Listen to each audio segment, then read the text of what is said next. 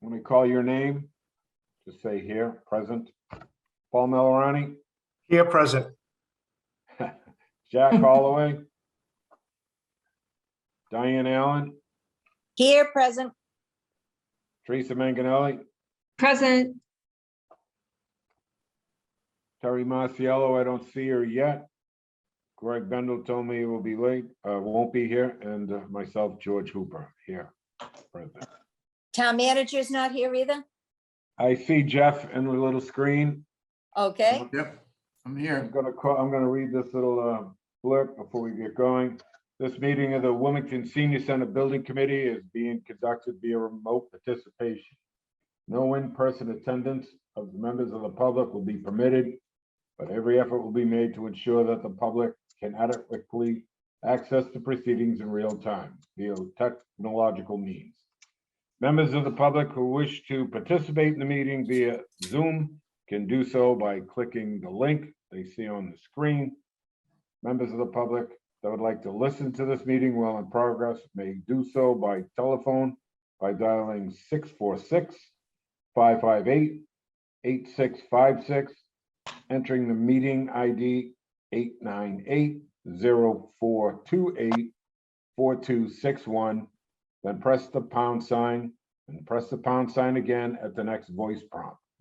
Members of the public attending this meeting virtually will be allowed to make comments if they wish to do so during the portion of the hearing designated for public comment by following the steps previously noted. Press the *9 on the telephone keypad or the raise hand function in Zoom. This will notify the meeting host that the caller wishes to speak. And despite our best efforts, we're not able to provide real-time access. We will post a record of this meeting on the town's website as soon as we are able. All right. Next item on the agenda. Mr. Chairman, Yes, sir. I'd like to amend the attendance to show that Jack Holloway is here. Jack Holloway, you are present. Okay, I do not hear Yes, him. I am. There you are, Jack. Welcome.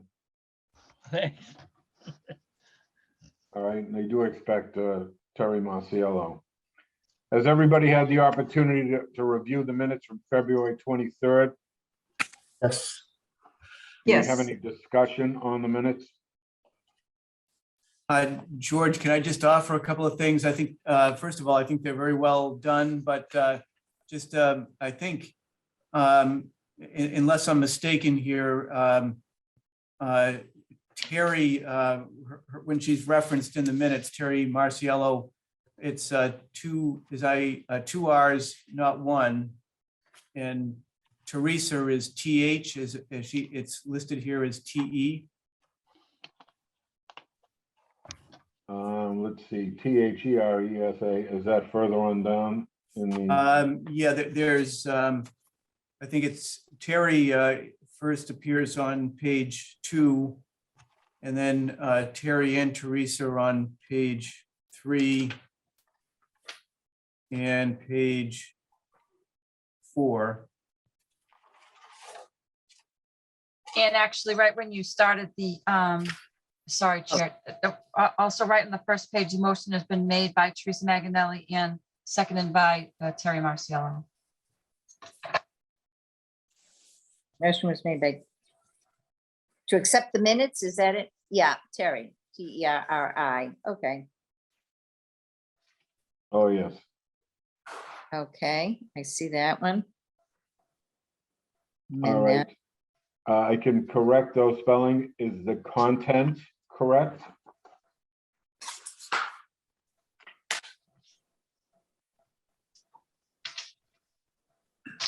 Well Thank you for covered. picking up on that, Jess.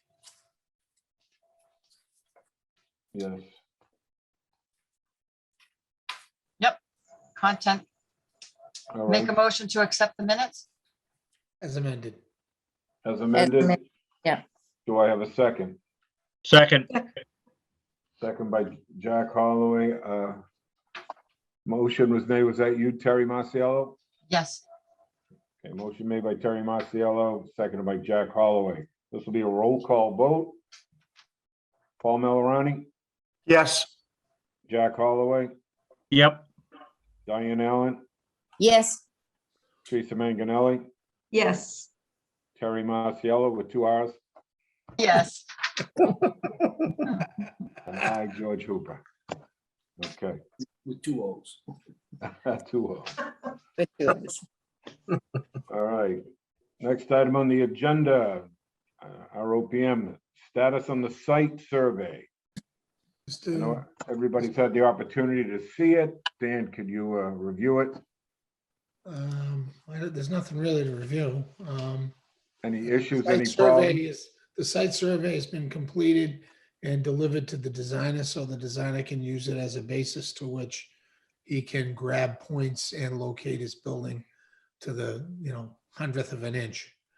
So survey was pretty good. Sorry it took a little longer. I mean, I can pull it up if you want me to, but it's just a bunch of lines and squigglies.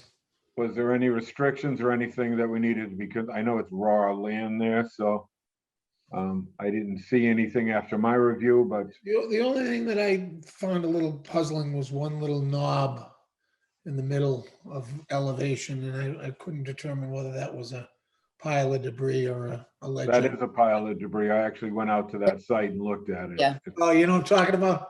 I know exactly what you're talking about. It's a pile of dirt. Yeah. Yeah, so I didn't know whether that was a ledge cropping or not, but we'd catch that with geotech. But no, I thought it looked good, and I think it's going to be enough for the designer to complete what he needs to complete. What about the borings, Dan? We don't do the borings until we locate the building, Diane. So as soon as you guys vote where the building's going to go, we will then do the borings, because the borings are to determine what the loading requirements of the foundations need to be to support the weight of the building. So, and they Oh. check based on what's in the borings. Oh, I would have thought just the opposite, so that we don't put put the building on something that, Oh, is- I mean, if we find something really bad, we'll obviously come back and say we need to move it. oh, okay. I'm not suspecting we're going to find anything bad on this site.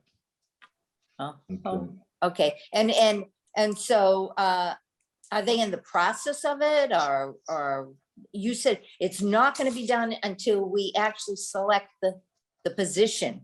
Is that what you said of the building? Correct. Once the building's position is selected, the designer's structural engineer will send a sketch to us on where he wants the borings and how deep the borings need to be. Oh, Usually there's 3 or Oh. 4 that are 20 feet and 1 that goes to refusal.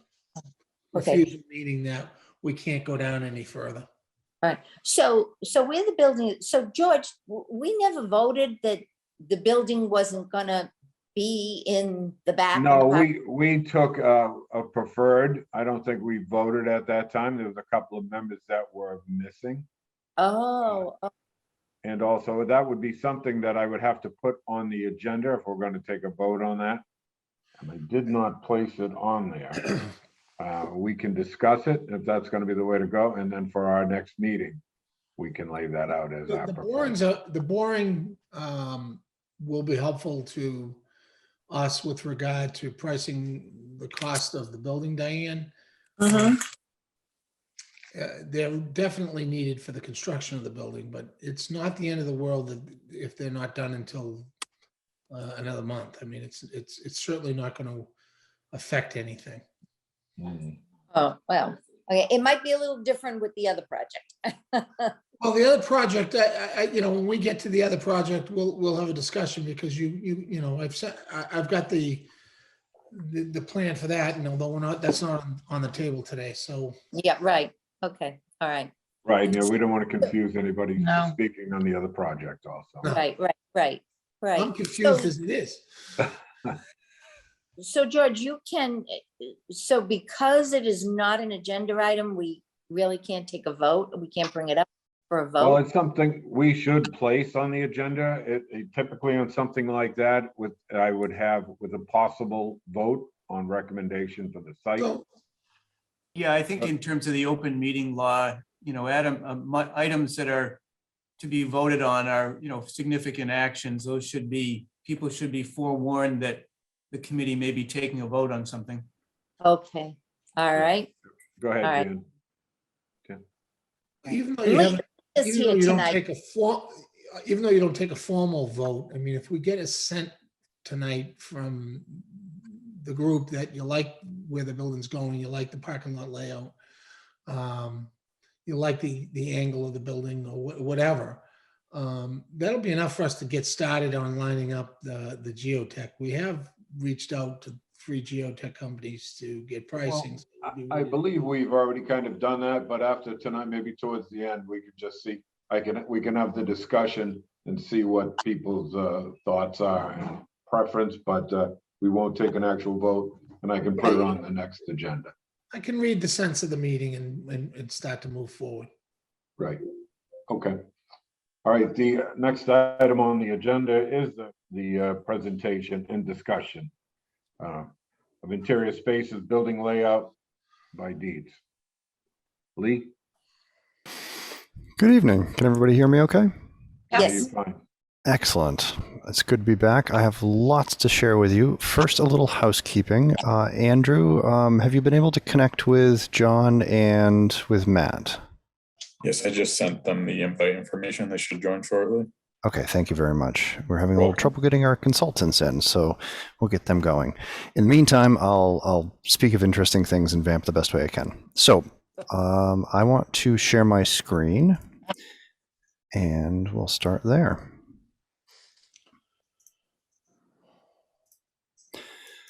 All right. Oops.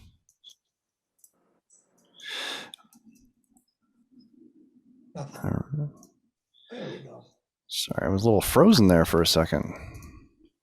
We'll get there. We'll get there. Okay. All technical hiccups aside.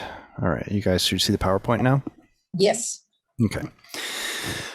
All right. So tonight we're going to talk a little bit about design review. It's been a month since we last talked, and we've been very, very, very busy. On architecture mostly, but also on the mechanical systems design and updating some landscape. So I'll share with you landscape and building systems updates when John gets in. But the other things we're going to talk about tonight are the building itself, some more about the building volume and massing. I have a little bit more explanation of previous discussions and a substantial elaboration from previously. So that's a little teaser for you. And then we're going to talk about building systems for the first time. And I'm really excited about this because Matt has some really good illustrations and has wonderful questions for you to really get this process started. So, and then we'll talk about next steps like we always do. I'm here, Lee. Oh, good, John, just in time. John Hammer, ladies and gentlemen. Hey, John. I'll actually just turn it over to you, John. You've got one slide and take it away. Looks good. Next. Sorry.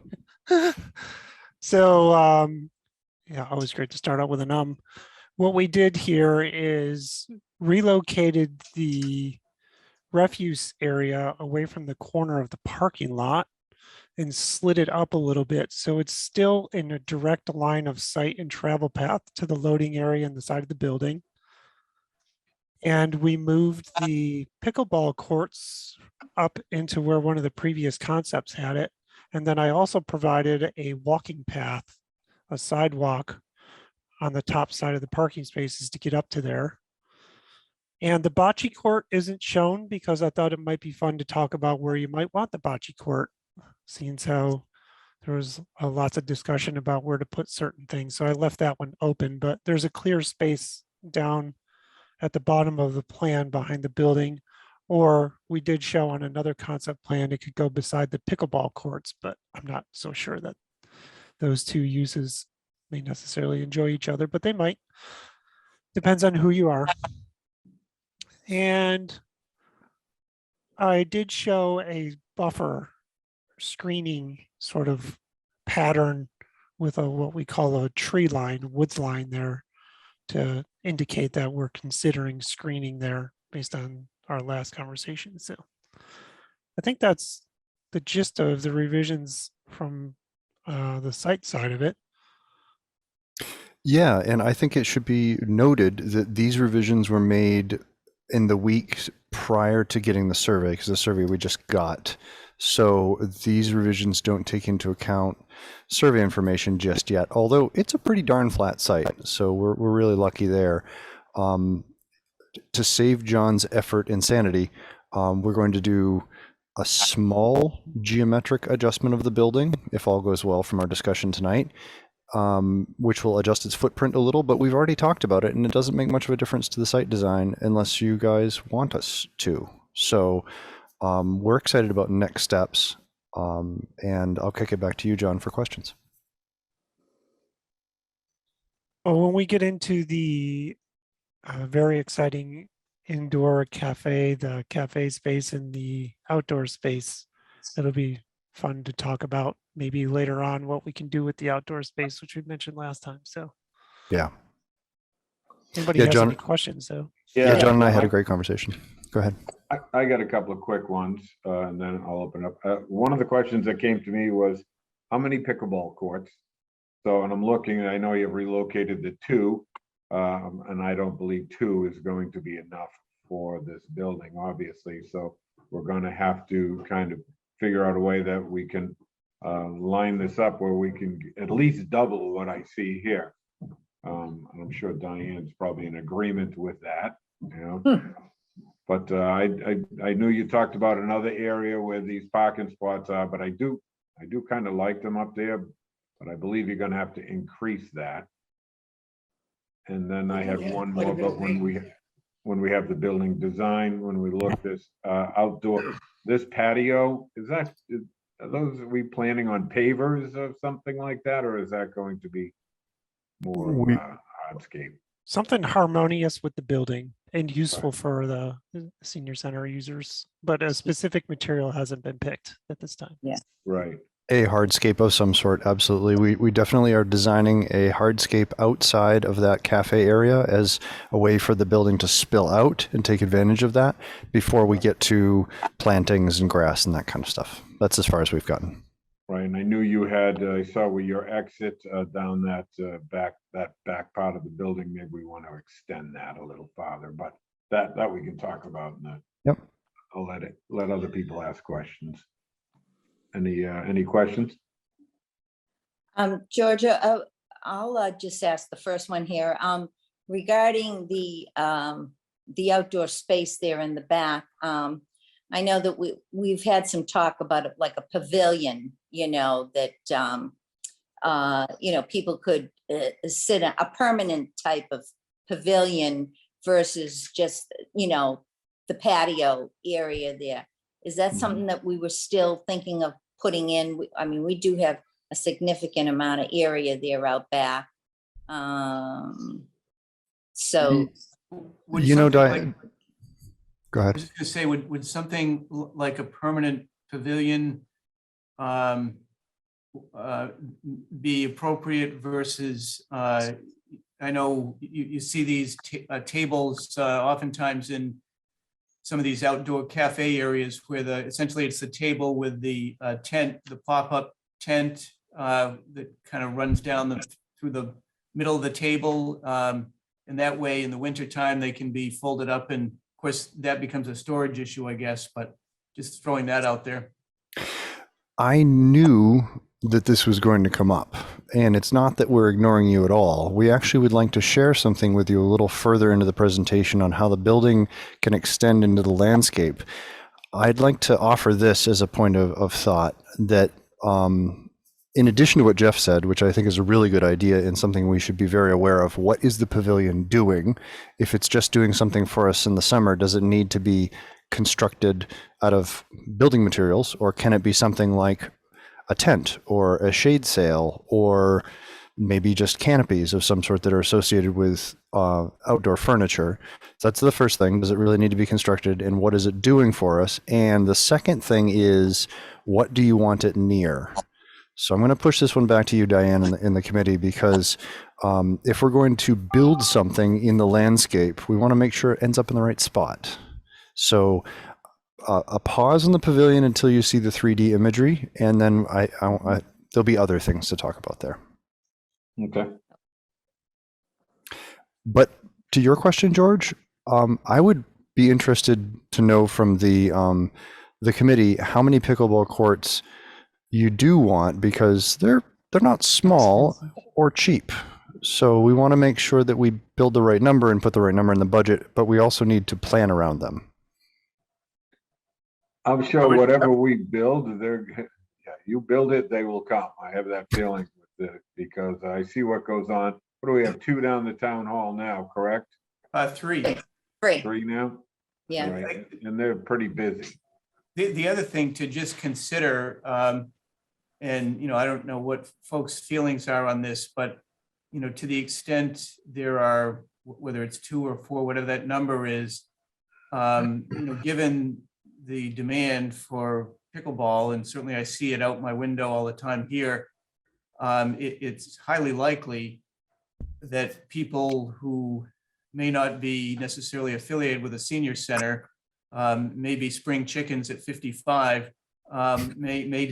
may decide they want to play pickleball there if they can't get a spot down here. So I guess not to get bogged down in the bureaucracy of it, but I guess there needs to be some consideration of, is it going to be an expectation that you have to be a senior in order to be there, or are they open to the general public like all of our other Right. rec spaces are around town? And one more question. Do pickleball courts, can they also be lined for tennis? Yeah, just a question. John, you might be able to answer this better, but I think you can go one way but not the other, because tennis is quite a lot bigger. Is that right? Yes. Yeah. It is, yeah. Pickleball courts fit within the confines and the striping of a tennis court. So the tennis courts would be like 25% bigger. Yeah. roughly. Yeah, I think we have enough tennis courts around the town. I think what we're lacking are pickleball courts, but Pickleball. yeah. I would agree with George that, you know, we're looking to the future too here, and AARP says, you know, you're a senior at 50, and What? I know. What? Just made a bunch of seniors. Yeah, in 60, you know, people, you know, will be joining the senior center, but I mean, it's all over about how big the sport is growing and how fast it is growing. So I think it is something that I would agree with George, you know, if we can put them in, go for it, because I think it's going to be a question that definitely is going to come up. Can I make a suggestion? Mm-hmm.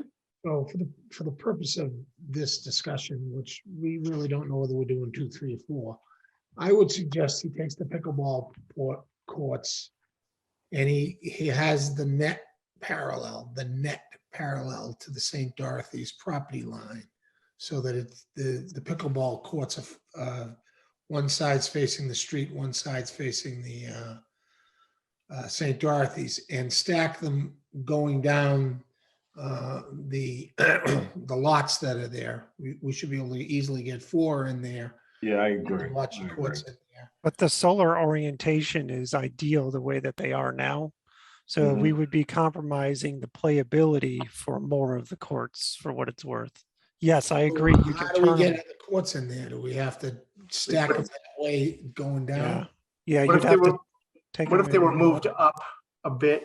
Could we stretch 4 across if we just move them up a bit, or do we have to worry about a buffer? Well, we- I'm sorry, Paul and John. What I think is essential at this point is the pickleball court in the right-ish location in the northeast corner of the site? It sounds like we're talking about different ways to fit a certain number in here. If it's in the right-ish location, then we can figure out a Figure good it way to. Yeah, I to think fit it in. it's in a good spot. Yeah. Okay. For my personal opinion. We'll go from there. I do too, because I think it'll open up that whole area for walking trails. Right, absolutely. All right. What we'll do then is we'll come up with a couple of different options of the best way to fit a tournament worth of pickleball. No, well, a number that we can maximize and be efficient. And when we get to pricing this exercise, we'll make sure that we have the cost estimator break this out into a unit price per pickleball court, essentially, so that we can understand, if we have 6, then we have no roof on the building. No, we'll have something else. We'll have to While trade. you're on the subject, do we want bocce up with the pickleball ball courts? Is my next question. So if can I just say a couple things here? Is it okay, George? Yep, go ahead. So I think in some ways, just I think with the pickleball and bocce, it might be good to have it 2 separated in the sense of one that's out, where the location is for the pickleball right now, but kind of wondering if bocce could be a little closer to the building. So there's 2 different working areas, and if people Right want to there, sit yeah. and watch, there's 2 different areas for people to be active in. I agree. Yeah. And so my question to that is, how, Lee, you have your extension, those dotted lines to show for future. Mhm. Even though that's for future, that can still potentially be used for now, can't it, for an outside experience? Absolutely. It can be anything we want it to be. The more we build it up and the more money we spend in it, the worse we'll feel when we build over it in the future, but it's up for grabs. So, because the reason that I asked that is, so in the backyard there, as you see the outdoor area, it says extended entertainment, entertaining space. 2 questions for that. When someone is walking out, is it going to be needing to be steps to come out onto that, or is it all going to be one flat area? And then if that is a flat, that would be wonderful if it could all be a flat area to come right out to that. And then questioning the potentially the bocce court, or even a sitting space to extend in that dotted area, because it looks like, except for near the street, I do question near the street, but I don't know what your thoughts about that. I think these are really good ideas, and they're the next development that we're going to do on the site. So I don't have a good answer. It could be any of those things. The one answer we do have is that, yes, it is completely flat to get from the inside of the building to the outside of the building.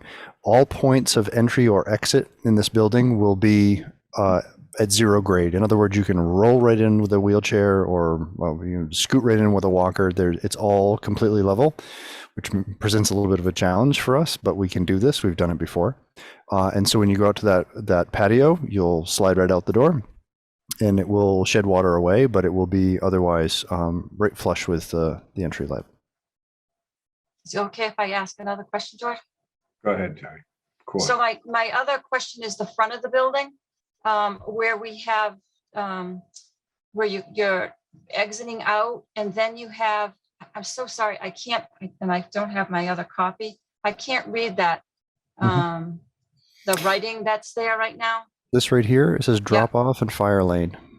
So how, when they get dropped off, is that on the other, so when they're getting dropped off, it's pretty much right to the door type thing, or is there a long entryway? And No, then I from that want to space show you. out to the parking lot. Yeah, We'll I get want to to show the you top that of the in the fly through. Yeah, we'll be able to walk around that. Okay, thank you. So absolutely, but to your point, Terry, how far is it basically to get? I'm waving my arms. It doesn't help you guys. How far is it to get from the front door to the parking? Well, the drive aisle right here, John, is what, 24 feet wide? 24 feet wide, and then 10 feet for the drop off. 10 feet for the. It's So 12. Actually, no, I'm sorry. It's 12, 12, and 12. So 48 feet, and you're across into the parking area. So it's just crossing a 2-lane road. Not even a 36. 2-lane road. 46. 36. Yeah. 36. Okay. Not even a 2-lane road, just 2 lanes of traffic plus a sidewalk, essentially. And you're right there. So very close. Those first few spots are highly desirable. So is that a canopy or some, I mean, I've seen So- I want to show you, Diane. I want to show you. We'll do that next. Oh, Okay. it's coming. Okay, It's coming. this Okay. is the site layout right now, so. Yeah. Any Okay. more questions on site layout? Yeah, George, Yeah. just a question about the outdoor activities. So to this point, the focus has been on pickleball and bocce, and certainly those activities I understand our folks are interested in. And maybe this is a question for Terry, but should there be consideration given to other types of activities, in the outdoor sphere, so to speak, whether it's, the ability, and maybe this can be done in a open space, but if someone's into, painting on a easel with a, canvas or whatever, or I'm not sure, but are there other types of outdoor activities that this site should be planned for? Horseshoes? Horseshoes, yeah. Does anybody still play horseshoes? I like Yeah. horseshoes, but I'm a rural boy, so. There could be, but at the same time, there has been discussion, and also on our survey that we did, and when this all started, is gardening. Gardening is a big one, as to maybe some raised gardening boxes type thing, which in turn would cause a water hose to be out to that back part. But and also due to the fact of the past couple of years, there also is being able just to sit in a quiet area, being able to sit outside where a type of garden type thing, whether it be that raised garden or just being able to sit with flowers. But that came out strongly in our survey as to wanting a garden type area to sit in, not just big wide open space per se, but a place to sit down and relax. Like a pergola and some flower boxes and some raised flower beds and planters. Yeah, and something they can take part in. Mhm. Some of them, if there was that option to take part in it. Okay. This is exciting. This is exactly what we're going to get into next as we develop the site. So, So I just want to say one thing, and that is with regard to the expansion space. I mean, if you put bocce there or you put horseshoes there, it's a minor expense to move them. It's not- Right. You can't really put anything beyond that, because I think you're going to open the door for the naysayers that, you're spending money that we're going to have to rip up at a later date. I think you should try to leave it to superficial stuff. Superficial stuff being like bocce or Like bocce, bocce's as long easy as to something move. like that, Yeah. that is permanent is what you're Right. saying. Got to tear Right. it out. So raised garden beds or bocce beds, bocce courts, Yeah, those aren't anything that's a No. permanent But structure. They if you can. do, Bocce I would is- caution you though, if we do raised garden beds, we do have to make some of them handicap accessible. mhm. We would make them all accessible, Dan. It would be no problem to do that. Okay? Yeah. Okay. The bocce, I do not recommend putting the bocce into the future building space because the bocce courts we're going to provide to you are going to be with some structure to them. So they'll have quite a section to them. They'll have curbing around them. Mhm. Hopefully they're associated with a pergola of some kind for shade, so you're not baking hot out there. So, I mean, we can ultimately put it there if you really want to put it there, but it would be it's not as cheap probably as it's being, you think it's just some stone dust and, whatever. The professional ones that we're going to attempt to give you here will not be quite so easy to move. So just as Well, a- I mean, where I am right here, I mean, down in Florida, there are bocce courts right next to pickleball courts. But, and what they have as the cover are the people that are waiting, to use them, and they sit under a covered place, but the court itself is open. So right. Yeah. we'll be getting on to that, but one major thing to note, the difference is that Florida doesn't have 3 feet of frost, which affects the construction of the bocce courts, which is what makes them a lot more expensive here. But we will get to that. So I want to refocus just a little bit, if I can, to some of the questions. Is there anything else on site that we're missing? We're talking about pickleball courts. We've got a placement and a basic arrangement of those, and we're going to maximize the number if we can. We talked about bocce and a potential place for it to live somewhere nearer the building. We've talked about gardening, raised beds, or some sort of gardening that could happen. I think that also makes a lot of sense, being close to the building, mostly so for watering and access, although it doesn't have to be. I've heard no discussion about trash, which is great. I don't want to bring it up if I don't have to. If this seems like a workable place, we'll just leave it there. Yeah, So that seems fine. Yeah, I guess just a question there, and the amount of space between that location and that residential area, it's presumably there's adequate space that they're not going to be getting the downwind effect of whatever's in there. I can't guarantee anything. Depends what you put in there and how often it gets cleaned out. But it is 69 feet from the property line and a good 118 feet from the nearest residential structure. John, what was the screening capacity of 69 feet? Is it 3 rows of conifers? Yeah, 69 feet with large evergreen trees. We would do 2 rows staggered, like a zigzag. That's a lot. Yeah. And those will get 30 feet wide. That's the idea. So See. Yes. And I don't know, maybe this is a question to Terry. Terry, what do you think about, did anybody ever mention like basketball or anything? No, that I have to say that did not come up. Basketball. Oh. Can I ask another question though about if I could ask a favor? If you could show me with your little Pointer? pointer. So when someone drives in, can you follow the path that they're going? Because I'm a little confused with the path that they take. Absolutely. You have 2 options when you come in the front door. And John, John, why don't you narrate this? You know more about this than I do.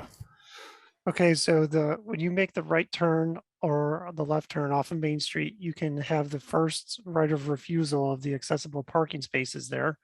And immediately adjacent to that is a flush concrete sidewalk between the parking spaces in the building. So that sidewalk wraps around parallel to the front of the building, comes around the corner, and the front door is where those arrows are right there. Mhm.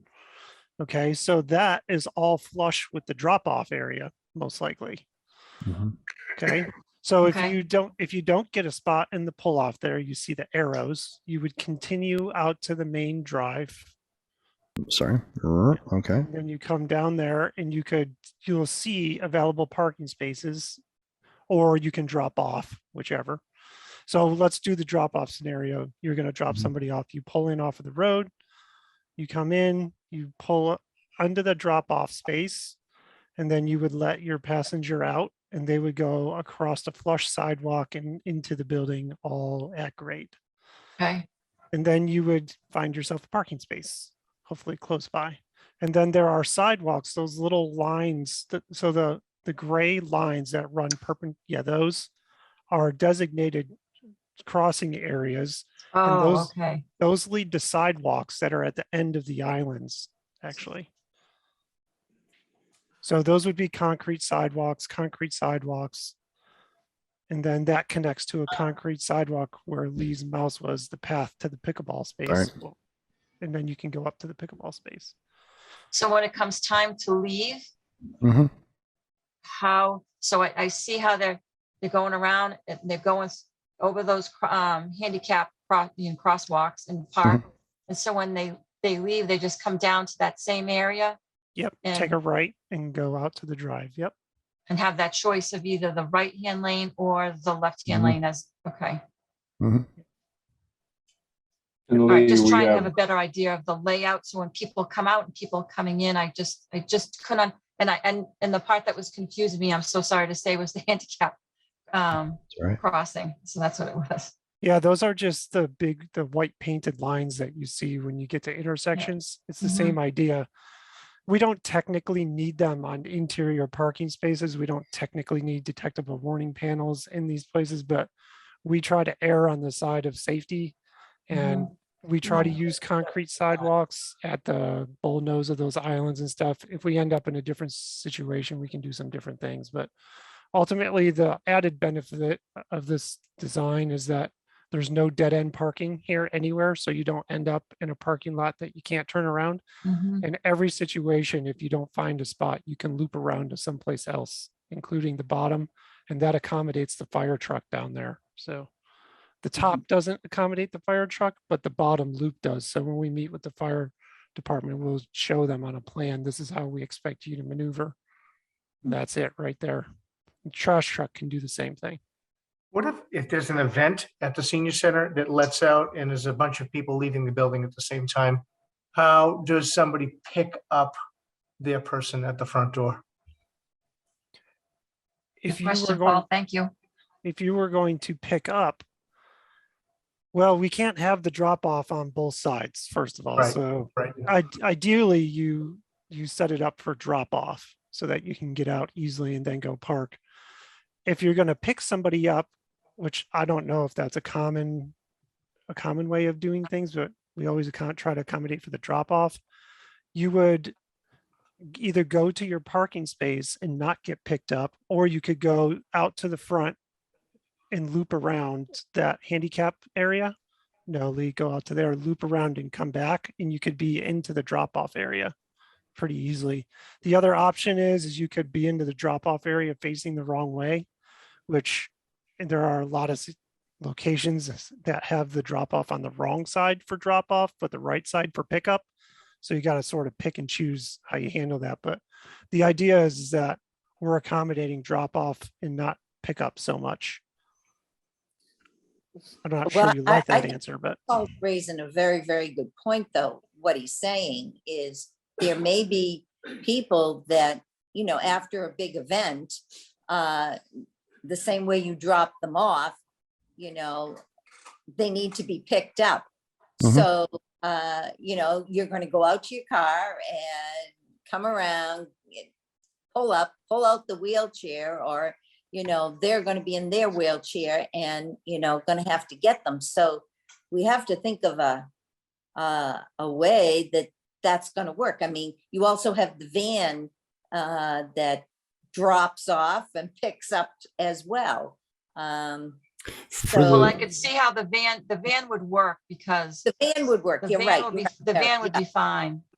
But when you have your big event, say you have something big going on in the dining room, and whether it's a luncheon or whatever that's going to take place there, that big room, and some people are going to need to be picked up. Paul's raising a good point there.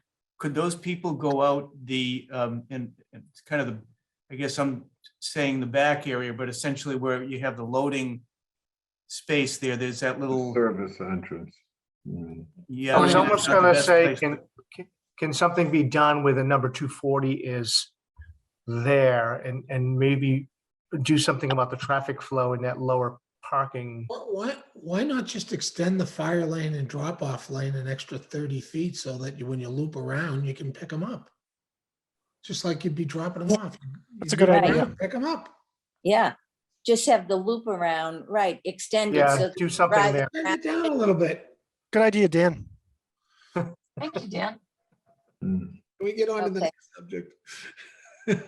So one of the So- questions I was gonna ask is just thinking about snow removal. So as I see this area here, the drop-off area, it appears that the area is noted as gonna be flush. I don't know whether there'll be kind of separate demarcations. I'm looking at the sketch here, there's lined areas. I don't know whether those represent seams, so to speak, in the drop-off area between the drop-off and what appears to be the sidewalk, and then, but all of that area presumably is going to have to be cleared and kept clear, and the snow there can't be snow piled up in that stretch of area. Yes, if we extend the drop off down further, then the snow will have to be cleared out of the way in both directions. And it's a good suggestion. We may want to John, come up with a location where we can push some snow out onto this island maybe, or maybe have a spot where we can push it out over there without being too far. What Right. they'll do as a former snowplower myself is goes from Buffalo, nonetheless.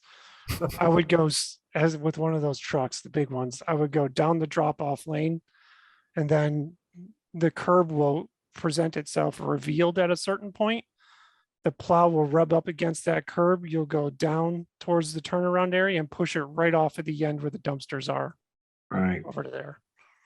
We're not, we're not going to get any, well, I don't know, I suppose it's hard to eliminate it, but, you know, to the extent there's a differentiation in those, the drop-off area versus the sidewalk versus that next lane, we want to minimize the amount of chipping that goes on, you Well, know, it's all in flush. those seams. Yeah, it's all flush. All flush, Okay. Jeff.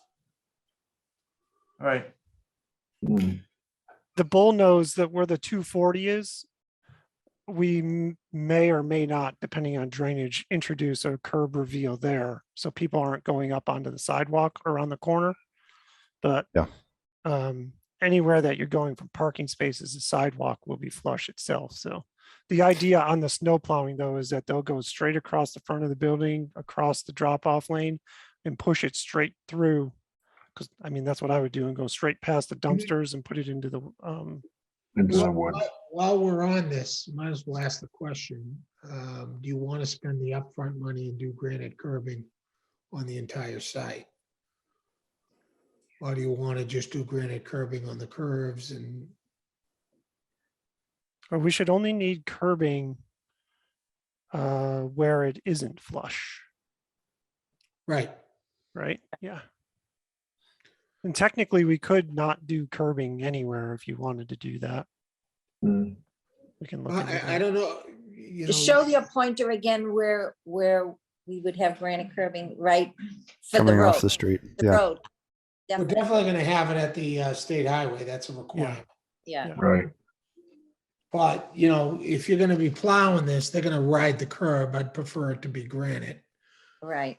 All right, in here, if you don't have granite, they're gonna drive off the edge. You know, you can say you're gonna put wheel stops down, but then. Where are you speaking? Sorry, I don't have a pointer. Thanks, Terry. You know, the parking lot area. The parking, 240. I think the whole thing should be granite. Mm. It's just expensive. That's a good point. And I think it's a good discussion. Can we push that to the committee to talk amongst themselves and consider for our next meeting? Because it's a lot of money. Before we go too far on that, we haven't put the site on the survey and we have really not a lot of, we have like a 5% idea on how the drainage is going to work. And the curbing, what we can do at SLR's end is consider it in a curbed and a not curbed design. Okay. That also is dependent on the geotechnical and what the soils are like, because if we can go curbless and put the water into the ground without underground detention, that discussion hasn't been resolved about Right. that. And we can't even get to that discussion just yet. So hopefully we will be able to do that soon. George, if Okay. I could just ask one other question, and obviously it's going to be counter to the points I was just raising about concerns over snow removal, but you know, having experienced this here at Town Hall, we had a situation where a resident had pulled in outside of the Town Hall when I was the assistant, was outside of my window and went to get in the car and apparently put the car in drive instead of reverse. And, you know, I kind of heard this crash, and fortunately there were some shrubs that kind of slowed her down, and then she came up into the side That of was the building. outside But your window? That was It outside was. your- I ducked for cover, cover and Are you roll. saying it was an accident? Is that what you're saying? I don't know. Trying to get rid of the town hall to get that project moving. So would it be advisable or ill-advised to have any kind of bollards in that drop-off area so that people understand where the drop-off zone is versus the walkway is, or no? That was actually going to be my next question. Could do some ornamental steel or aluminum or whatever bollards. No I would light. think any parking spots facing the building also, you'd want to have something protecting. Mhm. No lights. All right, No lights and bollards. do we want to move on to the next slide, our second one? Yes. Lee's other- dying to get off of my site. Yeah. No, this is really important, but I want to make sure that it stays productive. Please, can I just say one thing and before we get off the slide? When you come in, the first handicap spots there on the side, Mhm. the number 18 foot right there. I just have a concern about people pulling out of that with oncoming traffic coming up on their left-hand side. So maybe we can address that with vigorous marking on the pavement. You see what I'm saying? So people pulling out of the 18 area and oncoming traffic coming up on their left. Stop sign and. A yield something sign else. or something. Yeah, Yeah. I just wanted to point that out, that we address that now. That's a really good point, Paul. That's a very that is a rather blind merge. Yep. And I we think have all those 100, safety concerns are so really crucial. Well, Yeah. and would there, and again, I know Mike Woods and the DPW aren't going to appreciate this, but should there be some kind of a little hump there for the folks coming in to slow them down as they're taking the curve into the drop-off area, or no?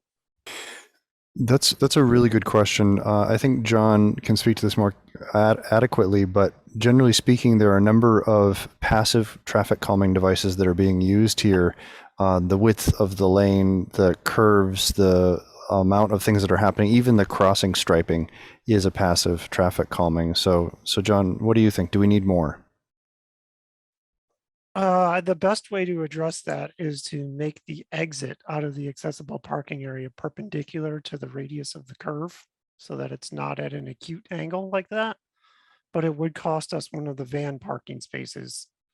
So if we are concerned about that in that regard, I would suggest we eliminate one of the parking spaces and skew the parking more towards the perpendicular, which is a common tactic when you're doing roadway geometry reconfigurations. A lot of the acute angles, New England's famous for these weird angles, but there's several ways to fix that. And I can look at fixing that area.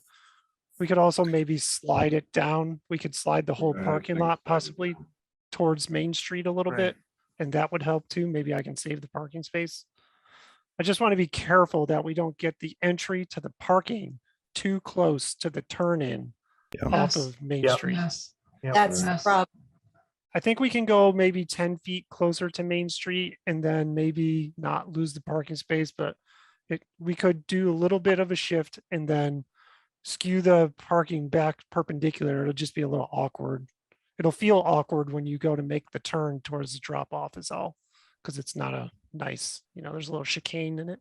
We can do that, yes. John, we have, 168 parking spots in there? Is that what it is? Yes. Yeah. I think there might be an opportunity also to adjust some of the geometry upon the entry of the building, because as we're about to see, the geometry of the building has changed by about 10 degrees. So that might also give us some space. So this will happen in development. Okay. Yeah. One of the other things I'll just make a note of too is as the cars are coming in is, and they even did it in this community I'm in. I mean, they do have these movable speed bumps, to put there to slow down the traffic, and it would, you could do this in the winter so that the cars coming in, with this, the movable speed bump, I think would help as they were, you can take them out in the winter and put them down there, and they're and we have them right now at the Butwell and the middle school. I think we have them down there, You know, I just have to, I really seeing the setup as to how you're doing this and people coming in and having the choice of handicap and going around, that when it comes to speed, I think because there are choices and because they are going to swing around and debating whether, you know, people are dropping someone off or that, I honestly see that the setup is actually a safety, you know, people are going to be slow as to coming around the corner. And so my concern with speed bumps that it could cause another element of issues with driving. So if it was a straightaway, I would be, you know, there's a concern, but the way this is set up, I really think speed would not be a major thing just because of the driving on the turns and that type of thing. Okay, all right. And what do you think about your luncheons, Terry? You know, how do you feel comfortable about that? Those outdoor luncheons or whatever, you know? Well, I think that's also, you know, when we get to the design as to the front of the, you know, how Lee's going to show us the front of the building. I think that all kind of will come into it as to seeing that can kind of give us a better idea how it all can possibly come together and that grab and go might work out. Okay. Well, you could always have cones there to direct the traffic, wouldn't you? Could have so that they could go around and, you know, follow a path of going around and then coming out and exiting for the drive-through, correct? Mm-hmm. All right, Lee, it looks like you're ready to move on to the I next. know he is, but I just want to say one quick thing. Oh, Lee. Dan, will you? Put it back. If you look at those 5 handicap parking spaces and all of that is necessary for those 5 spaces, it takes up an awful lot of real estate that could be green space and make a nice entry landscaped area for the center. I honestly think the committee should think about between meetings, eliminating them in the entirety and just have 5 less spaces. Just my opinion. I mean, that's a lot of real estate for just 5 spaces. I agree. It's worth discussing the value of it to the committee, and if this is something that we want to prioritize. But I hear what you're saying. Right? Yeah. Yeah. You got a lot of parking there too. Yeah, John, we'll definitely But brainstorm I will that. have to play devil's advocate when that time comes. Yes, Okay. please. Okay, all right. At least I'm not doing it. We share the responsibilities. All right, you guys ready? Yeah. Thank you. That was a really good discussion. Okay, so what we have here is, you know what? I realize I should have given a before and after, but we'll just go with the after because you guys are pretty astute. What we have here is a developmental plan since you saw it last time. It looks very, very similar. It's still the same, you know, long bar-shaped building that's been bent in the middle and then cut in half to let the entrance go through in the green space that you see. The difference that you see here is that we managed to find a way to fit the men's and women's room in the inside corner of the building where we all agreed that it best should be. And this entrance to this men's and women's room is off of the corridor across from admin around the corner from the lobby. So it is adjacent to the lobby, but it is not on the lobby. So I'm quite happy with where it's landed, and I hope this meets the desires of the committee, because I think that now it is near where it needs all of the uses. Dan, I feel like you're about to ask a question, or you just, no? No, I'm Okay. looking. Lee. Okay, I'll keep going. Trying to read the crowd. Okay, so the next thing is we've moved a companion toilet up to near the entry that can be accessed discreetly off the side. We're still working out the detail of where all the doors go. You'll see the squiggly lines down the middle of the dining hall. That can split the room in 2. It's one thing I do want to get a read from you all on, if you still want to divide the dining room in 2 with an operable partition, because I want to make space for it and buy it if we have to. You see the back of the kitchen, and there's a lot of more mechanical things back here and service, and we're really starting to build out all of the services for the building. We talked about that a little bit last time. The cafe, we took your suggestions and John's suggestion, and we moved the cafe to the corner so it's next to the lounge. This is all really just cafe. The blue part that says cafe is where the coffee and snacks might be. So it's like a little kitchenette kind of kind of like a coffee shop. And then the lounge space is adjacent to it with an opening onto the patio. So you're not really seeing many doors here. We haven't elaborated that much, but we're about to get there. So there'll be doors out to the patio, which is out here. And then we have elaborated on these two nodes here in the yellow area. These are the spots in the hallways that widen to allow access to a number of different things and have a little seating associated with them and a place to rest. And you can see that the distance between them is actually shortened compared to what it was before. We tried to make this part of the building more compact to decrease travel distance. And then I know I said in a meeting a long time ago, it's best practice to have the corridor with a view straight out to the outside. Yes. And we violated that here, and I want to show you why. It's actually because the thing at the end is the fitness room and can have glass here, and there can be windows high up on the other side of the fitness room, and you can see straight out through, but over the top of the fitness room. And that, putting something like the fitness room or the exercise room at the end of a hallway like this is also a great way to attract people to go to the end of the hallway. It's kind of like, you know, in malls, why there's anchor stores at the ends of the long corridors. It's to get you to go all the way to Macy's and buy a pretzel on the way. So I'll show you this in 3D and let me know what you think. But this organization of spaces is very similar to what you've seen before, but now things have moved around to make the spaces fit together better and to make the bathroom better. So we have the recreation and library room out here, and they're combined right now. So the library is in the rec room. The medical suite and its companion toilet is off the middle of the building. So not directly off of admin, but off the middle of the building so that more people can get to it. There's another companion toilet room between fitness and exercise. These are storage rooms that serve the two rooms. So you got one companion here, two there, three there. The workshop and the arts room are right in the middle. They're big rooms compared to some of the others, so they take up this middle spot. The game room is next to it. And then the meeting rooms, the small and large meeting rooms, are off to the side of admin. That pretty much wraps it up. What is, George, may I ask a question here? The recreation/library. Mhm. So I don't have in front of me the listing of what the recreation consists of, but what is recreation consisting of? Excellent question. Terry, do you want to take this one? Because it's not games, it's not active, it's passive recreation. Is it like puzzles and that kind of stuff? So Well, you have a game room. that's what I was kind of looking into as to trying to see how things were broken up. And I have to say, I was a little confused, but game room versus recreation. I was trying to look at our old stuff.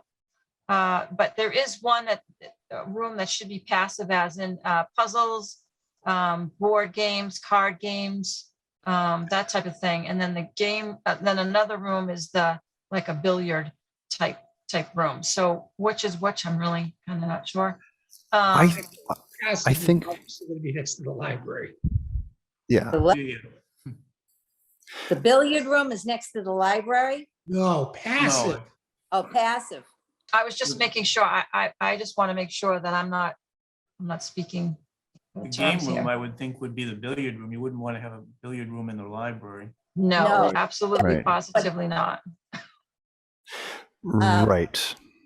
But it is the library, a couple of places that I went to, I know you said you were thinking these computers would be on these movable tables, but and like I see down here is they have a library, and along the exterior wall are all the computers, or you can even bring in your laptop, so to speak. But that's the room for the library, but it's broken up, and it's a room in itself. So how do they access that room? Do they access it down this long, narrow thing, or do they access the yellow next to the medical suite, or is there a door there? I'm wondering. Yeah, it deserves development. Diane, you're absolutely right. What you do is you come in the entryway, and you would either, in most of the year when you were inside and you're not just walking around outside because it's nice, you come in here and you walk down here to get to the entrance to the recreation room here. If it's really nice outside and you grab a cup of coffee and you're hanging out with your friends out here, you could always pop in here and shortcut. But this is most likely going to be a controlled door. It's really just for egress. Yeah. One of the other reasons that we changed the configuration at the end of this building is that we've improved the potential for addition in the future. We weren't happy with how adding onto the building was working. And so by turning this corridor, I keep losing my mouse, by turning this corridor, now this corridor can continue and the addition to the building is much easier to attach right here. So that's anticipation of that. And if there were to be, visiting several of them, they had these ping pong tables that, folded up and everything, and they would bring out for people that wanted to play ping pong. Where is that? Is that a game room, or is that where something like that would be? Because those tables can be pretty big. I've seen them in some of the dining areas, where they've brought them out. If they didn't have anything, they would bring those tables in there and people could play ping pong. But what was your thought on that, Lee? My thought is it's completely up to what Terry wants to do. She knew I was going to say that. And it really is, one room is slightly smaller and it's called the game room. And one room is 25-30% bigger and it's called the recreation library room. We can switch the names on the door at any point. But what we can do is, as we're developing how you want to use this building, we can put the greater amount of storage in the room that might have ping pong tables. And we're going to go through each one of these rooms and figure out exactly what's in it during design development, and to some extent toward the end of schematic design, so that we make sure that we buy cabinets in rooms that should have cabinets and closets in rooms that should have closets. So you get to choose still. And I know that games can be a lot of things, whether it's card games or ping pong or billiards. Those are pretty big different things. So I'm going to push this back to Terry to say, based on what you're seeing, if things look like they're in the right places, if one's smaller than the other, which one do you see better? And you can I guess hit on that. I have a question for you, Lee, then. How much bigger is that recreation library room compared to the game room? I know I'm supposed to go by that scale, but. That's okay. I'm going to steal the screen for just a second. Game And room is 700 and recreation is 900. You cut out a little bit, Grant. How big is the recreation room? Oh, 900 square feet. Okay. Thank you. Thank you for being here, Grant. Grant drew these and has the program sheet in the back right now, so he's keeping track. I'm going to go back to screen share. Any other great questions that Grant can help us answer? Thank you. So just a question in terms of the dining room area. So it would seem like one of the things we want to try to do is certainly maximize the use of any of these spaces. And to some measure, it strikes me anyways that dining room area, I mean, that's clearly the largest space, single space in the entire building, and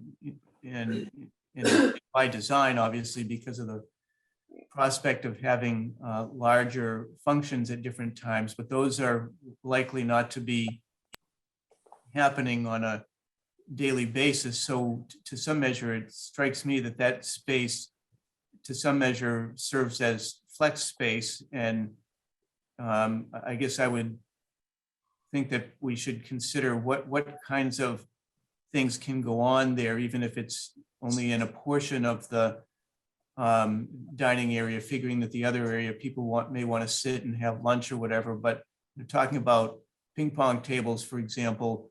Could that be an area when those dividers are closed, where one portion is available for ping pong tables that are, that fold up and are on wheels and that can be stored somewhere when the game is done? So, No, I think that dining room area is just one that we really haven't have been looking at so closely, as in that room is the most exciting space that I cannot wait to get our hands on. So say, for example, we could have like the men's group meeting in there with in the morning and not have to be disrupted in the rest of the building. They can continue to meet there. I think that room could be used for a number of things, as in the ping pong or something like that, rolling. There's so many different things. And also that it just opens up a whole new food venue for there. That room, and that's why I think, Lee, you had asked about it, about keeping the dividers. I think the dividers are really important because if there should be a dancing type situation going on where a large class, besides the fitness, is say there's a dancing situation going on, but yet other people need to sit down and they're eating, that they can. It can be used for a number of things.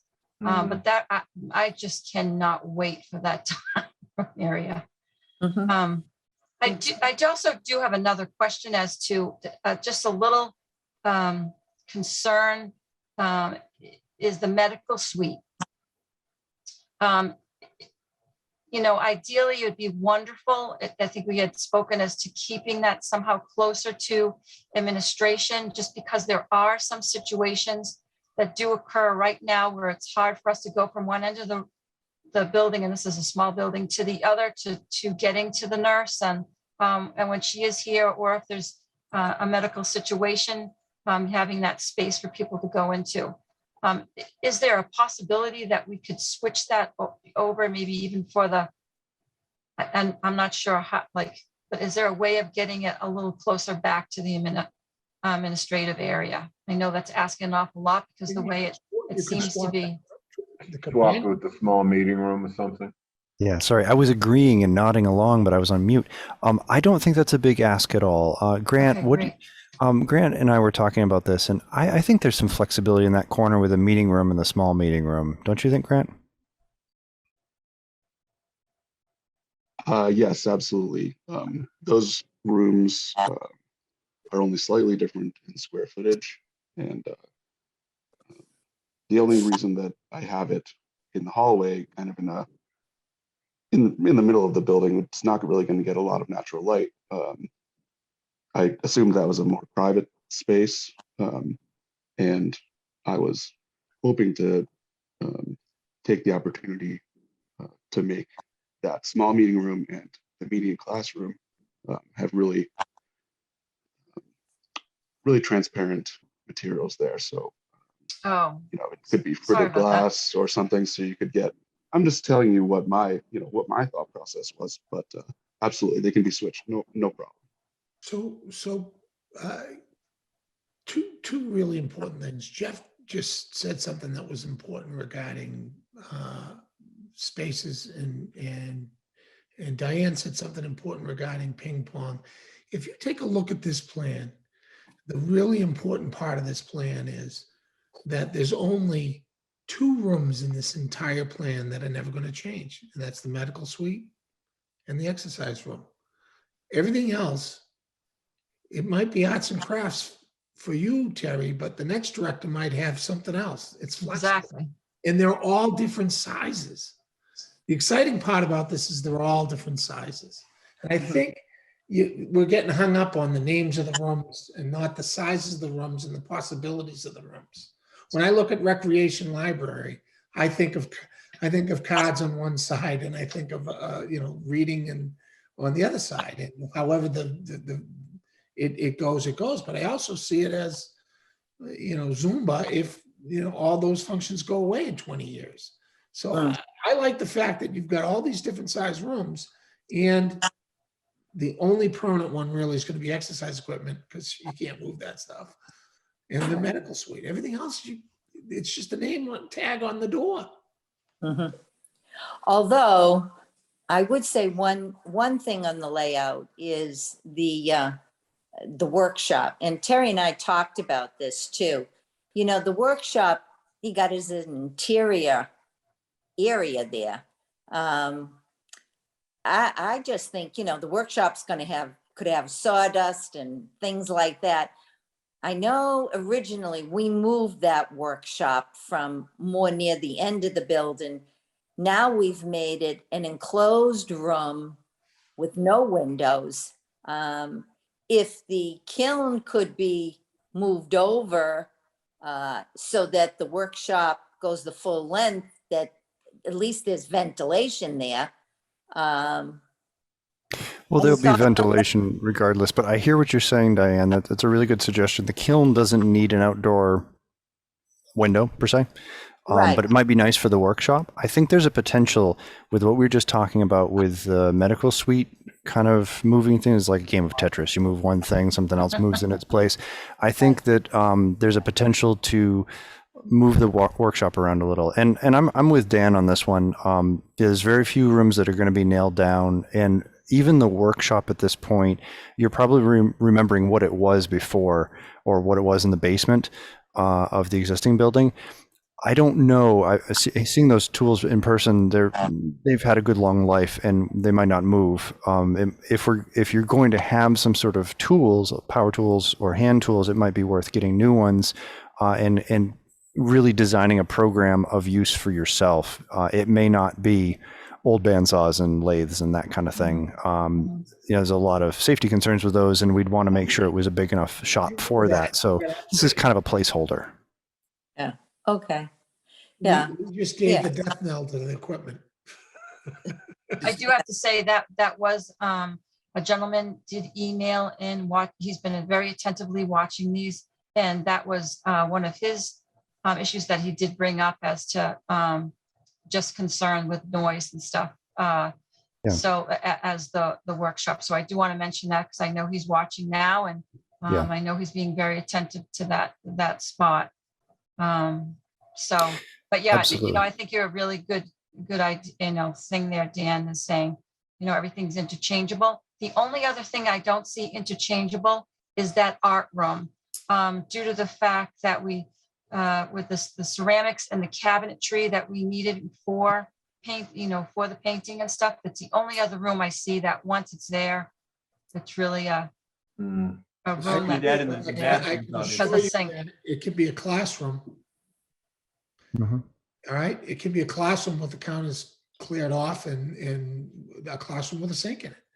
The point I'm making is it has the ability to have multiple uses. All your rooms do, which is one of the great things about senior centers is they grow and flex with the program of the needs of the seniors that are coming up. Seniors that are coming up are going to want computers and Right. and Blackberries and Crackberries and everything else. Not blackberries. No But blackberry. I think you bring up a really good point, and that's been the focus group's point all along, is that this is one shot deal for all of us here, and they just want to make sure that yes, it helps us for now in the next 5 years, but also for the next 30. So that's a really good point, Tim. Is there a need to, I'm just looking at the, so looks like there's 3 different areas for companion bathrooms in addition to the main facility there. Is it necessary to have the 3? They're really, it doesn't strike me, at least the 2 on the left-hand side, all that far from each other. That's a really good question, Jeff. In the original program of spaces that we had assembled and that you all voted to adopt, it did have 3 companion restrooms. One by the fitness center makes all the sense in the world. It's where you'd want a bathroom because it's pretty remote from the rest of the building. The medical suite bathroom travels with the medical suite. It's accessed directly off the medical suite. And so wherever that goes, it will go with it. And then the third one, there was a specific request to have a companion bathroom off of the lobby space near the dining function. And so they're strategically distributed throughout the building. It's not a very big building, but there need to be enough bathrooms. I will tell you, the companion bathrooms are used more than you would want to know. And it's a dignity question, Jeff. Okay. Okay. So Terry, getting back though to the and I'm gonna ask you this, the workshop. I mean, if he can move, I mean, the kiln doesn't have to be on the, does the kiln have to be on an outside wall? No, No, we can move all this around. Okay, so we can move that around so that there is a little more space and things like that given. Okay, So I want to move on to the next part because it gets more fun, believe it or not. This presentation will just get more fun throughout. And don't forget, Matt Bean is here from Norian Ciani, who has a whole bunch of stuff that he wants to share that we haven't heard before. So I want to make sure we get to Matt before, it's too late. Some things in this plan that have changed that you might not have noticed. I'm waving with my arm again. This part of the plan over to the right is actually a little bit more of an acute angle than it was before. It's a little bit closer to 90 degrees.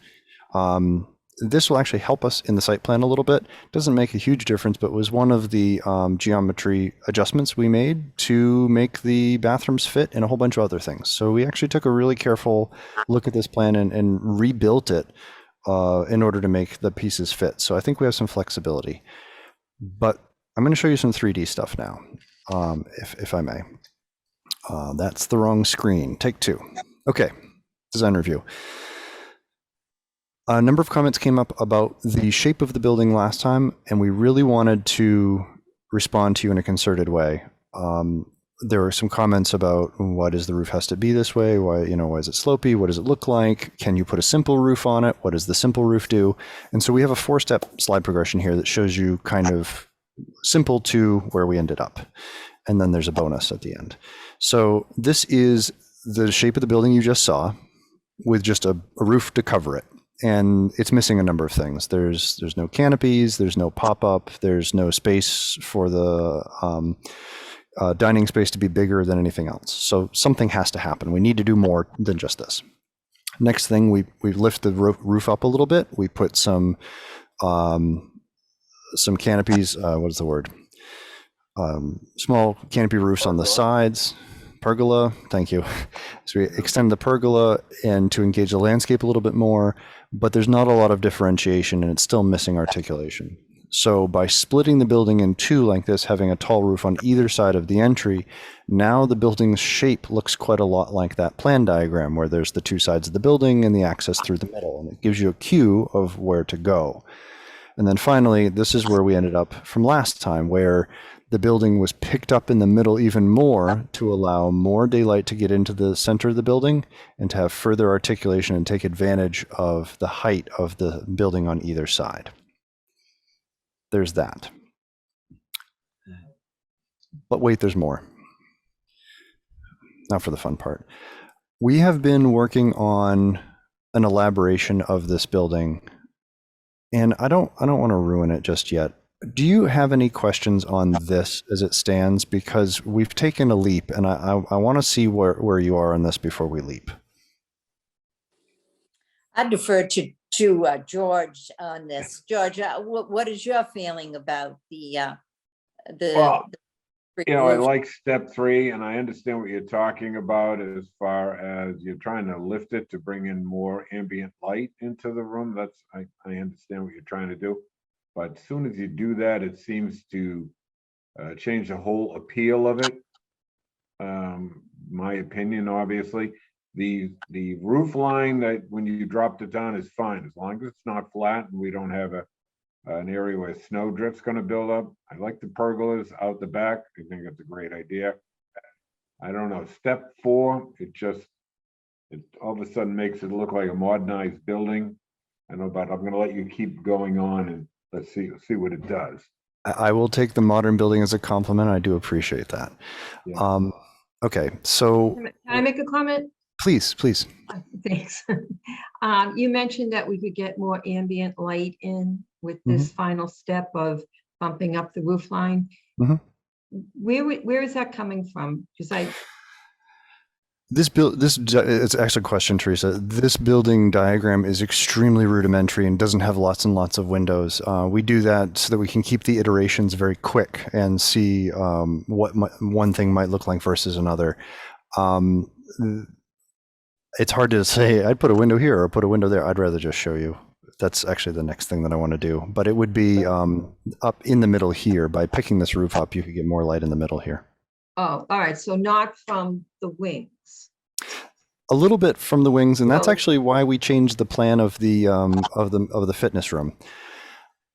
I sensed that this conversation was going to go this way, and we internally, Grant and I, and with feedback from various members of the committee, we're feeling stronger about this version than this version anyway.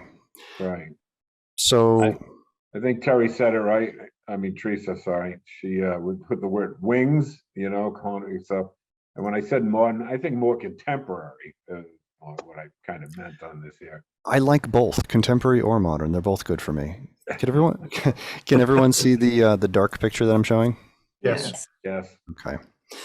So this is what I'm going to get you guys out of the way because see here. So this is what we did. Just have the sun come up for us. So this is what we did since. There was a request to see the front of the building. So this is the entry of the building here.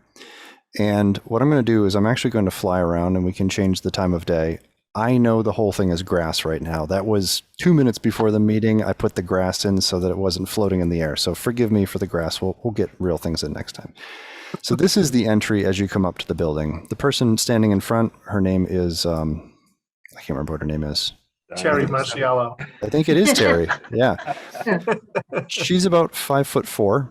And so that's relative scale. This is the front. I don't have the doors and everything drawn, but this glass area is the vestibule. Over to the right is, these windows are not final. Nothing you're seeing here is final. This was quick. So over to the right is the admin area. Over to the left is an extension of this low roof that connects in front of the dining area. And I'll pull your attention over here. We'll walk over here. This little door underneath here connects to the kitchen. So what we tried to do is pull the roof over to connect to the kitchen so that when you have drop off or if people are waiting to be picked up, there's a more protected place to be. And we can get that. You had said, how can we get the kitchen to communicate with the parking lot? We found a way to do that. You're seeing windows up high between the roof rafters to let light into the dining area. And you're seeing over here just a large roof it's the same roof, it's just cut in two as you go through. All right, so we're going to back up a little bit. So that's what the front of the building looks like if you're coming from the parking lot. All right, I'm going to try my best not to make anyone motion sick, but we're gonna go flying around the other side here. Just zoom around. As you come around here, we've started to step the building and give it some more articulation. So it's not one big solid building. Sorry, I got to fly away to be able to see it again. All right, so you can see here, this is the entrance over here. As you come around, we're headed back to our main street. The offices give way to larger rooms, which these are the classroom spaces. So the windows get taller. The window over here is at about 7 feet off the floor. The windows here are up at 9 feet off the floor because the ceilings are higher. And then we keep moving toward Main Street, and you can begin to see through the building right here. See that? That's actually the high windows in, I'll get you closer. You can actually see right through the building now. These are the high windows in the fitness space. So the idea is you'll be able to see out through the building when you get to the end of that corridor. Now I'm going to come around this side and show you a little bit further. See how far I can go before I fall off the edge of the earth. All right. And the sun's in our eyes, so we'll bring the sun around. So this is what the building will look like a little bit further. There we go. This is actually today's sun angle. So this is what the building would look like today if it were sunny. And this is what the building looks like as you drive past. Let's see if I can do this. And of course, there's no color. There's no color. This building is represented in this way on purpose because we haven't talked about what the exterior is made out of. This is the fitness room here. So it has these high windows here. This is about 9 feet, 9 to 10 feet right here. So these windows are high, and the fitness room has actually been pulled out of the end of the building so it can get more light and give a sense of activity at the end of the building. Now, there's no windows down low because you have mirrors in a fitness room, and you don't want to be doing fitness classes in front of everyone driving by. You want some privacy, but that's why that looks like this. And as you come around the corner, you get to, let's see if I can back up a little bit. There we go. You can see as we come around the corner, this is the exercise room where the exercise equipment is. So you have windows a little bit higher, not quite as high, but a little bit higher. So you can still have some mirrors around here. And then you don't see a patio here because we haven't rendered it yet, but this is the south face of the building. And over here, I'm going to zoom in quick. This is where the grass goes all the way into the cafe, but the cafe, I'll walk up close to it so you can see it, is right here underneath this pergola. Cafe is on your right with countertops. On your left is the seating area, and you can see the building actually continues as a straight line right into the cafe. So the building actually opens up inside before you even step outside. It already opens to the landscape. So let's see if I can get this to work. Fly through. Oh, there's grass inside. Don't tell anybody. Artificial turf. It's artificial, yeah. So this is a view coming out the vestibule with admin on your left. Don't mind that hole in the building. That would be the access to the rest of the building. And here you can see the cafe. There will be doors here to the main dining area. And this is the sun as it comes into the building from a high clear story window. And on a day like today, we still want to get a lot of sun in. We can do that. And you can see how the sun goes around and sets and brings light deep into the space. I'm going to go back out to show you what I was talking about with the building opening up. You can see over to the right here, we haven't left the building yet. This glass is still right here, but you can see the building is flaring away from you and opening up. And I hope we can have this wood continue all the way up and become the structure of the roof. And the cafe actually opens here and it's just glass next to the patio. Go back outside. All right, I'm gonna take off here. So this is kind of an overall view of what the building now looks like.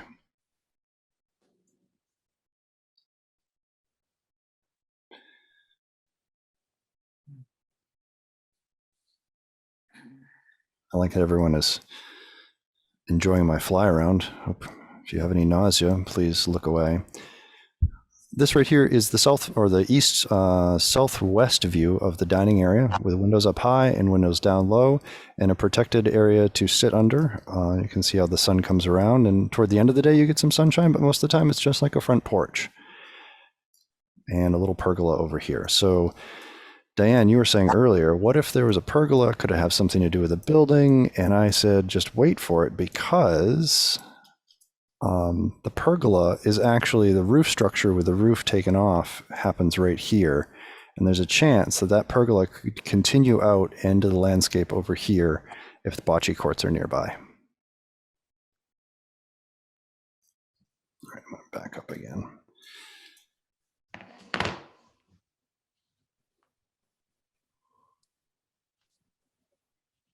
So this is the fun that we've been having over the past few days. You can see this door here is the entrance into that wing with the fitness room. Not all the windows are in. I was plopping these in this afternoon. And you can see that the kitchen area doesn't have a whole lot of articulation now, but it will. Wasn't that kitchen area like the electric room, the mechanical room right there? Exactly. Yeah, it won't have many windows to begin with. It will have a texture that will be similar to the rest of the building like this, but it won't have many windows.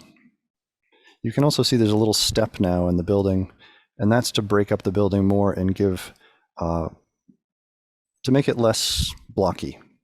Right. Sorry, I'm flying around the back here. So this is what it would look like from the turnaround area. So there you go. Yeah, we'd have a door entrance over here somewhere too. Yep, right there. Yeah. Yep. Yeah, I was just going to say that there'd be a door and there could be windows on that side. Yes. I think we do. I think you're right, Grant. I think we want to get some windows up here for the kitchen. We'll leave the walls intact so that for the most part we can use the walls in the kitchen, but I'm sure there could be a couple of windows for the office, for the kitchen office. Oops, let's make the sun a little earlier so you can see it better. And maybe some windows up high to let light in. Lee, can I ask you a question, please? Yeah. What are the dimensions of the lobby? 18 feet wide. Actually, I think it's wider than that. What do you think, Grant? It's about 18 by 20 by 50 or 60? Yeah, I think it's 20 wide and then about 60 deep there. 50 or 60. But technically half of that is really only the lobby. The other piece is more like the entryway and the check-in and so on. Right? That's right. That's right. The vestibule itself that you walk into is 10 feet as you walk in from glass to glass, is 10 feet deep. And it's the full width on purpose. And you can actually see it sticks out a little bit here. That was on purpose so that you can see around the corner as you're waiting to get picked up. Whoops. Oh, wow. That grass is cool. So you can see that it's sticking out so you can see around the corner as you get picked up. But I think this person is giving me the sense that it's smaller than what it should be. The lobby or the lobby, the sitting area where folks will be down by the cafe. The lounge area. Yeah, it's feeling very tight to me. Let's take her with us. Let's move her down here. Well, you also don't have all your punch outs. What do you mean? You know, In that wall? Yeah, if I may, there at the lobby. What are those sliding doors that are gonna go out there or what? Swinging doors, most likely. Yeah, it'll be kind of like the vestibule where you just have swinging doors. Could you do a view of the front of this building as I'm thinking would like to see the front door entrance again? Sure. Thank you. Mm-hmm. Once I figure out what button goes backwards. Yeah, there we go. Zoom. Oops. You know what, as you're showing that cafe, Lee, on your diagram, you had, so I was gonna question that, storage, but the way you're showing it here, it's clear, right? It's clear open. So is that storage off to the side? Because you had storage next to that. Yes, I didn't come clean just yet. The three-dimensional version of this building has much more elaboration, nooks and crannies and things moved around a little bit. And you've already busted me on the first one. No, it's great. In order for the cafe to have a view out and to make that feel even wider as you go through that entrance and into the cafe and have have the building open up, we needed to move that storage out of the way. Yes, a lot of those moves have been made that haven't been reflected in the plan yet because, to be honest, I wanted to see what you all thought of this and the work that Grant and I have been doing before going back into Revit and cleaning it all up, because this program is much faster and more flexible. It's important. Lee and I had talked about that, and I'm glad I didn't bring it up. I did send Lee a chat message though about that. I could not believe that she mentioned that, but that's important to the exterior patio space, at least in my opinion. And Lee agreed with, we're all on the same page that the cafe should be approachable from the patio. So that resolves that completely. And it makes the lounge space, when the patio gets rendered and put out there, the transition from the lounge to the patio will be, hopefully the goal is to make it seamless. And the glass will almost become a nuisance that's between the two spaces, if you will, if we do it right. So that space is going to feel very much larger than probably it actually is with the patio out there. Thank you, John, for reminding me of that. Yeah, that's actually a trick that we're doing with this particular design is that I'm going to wave my arms.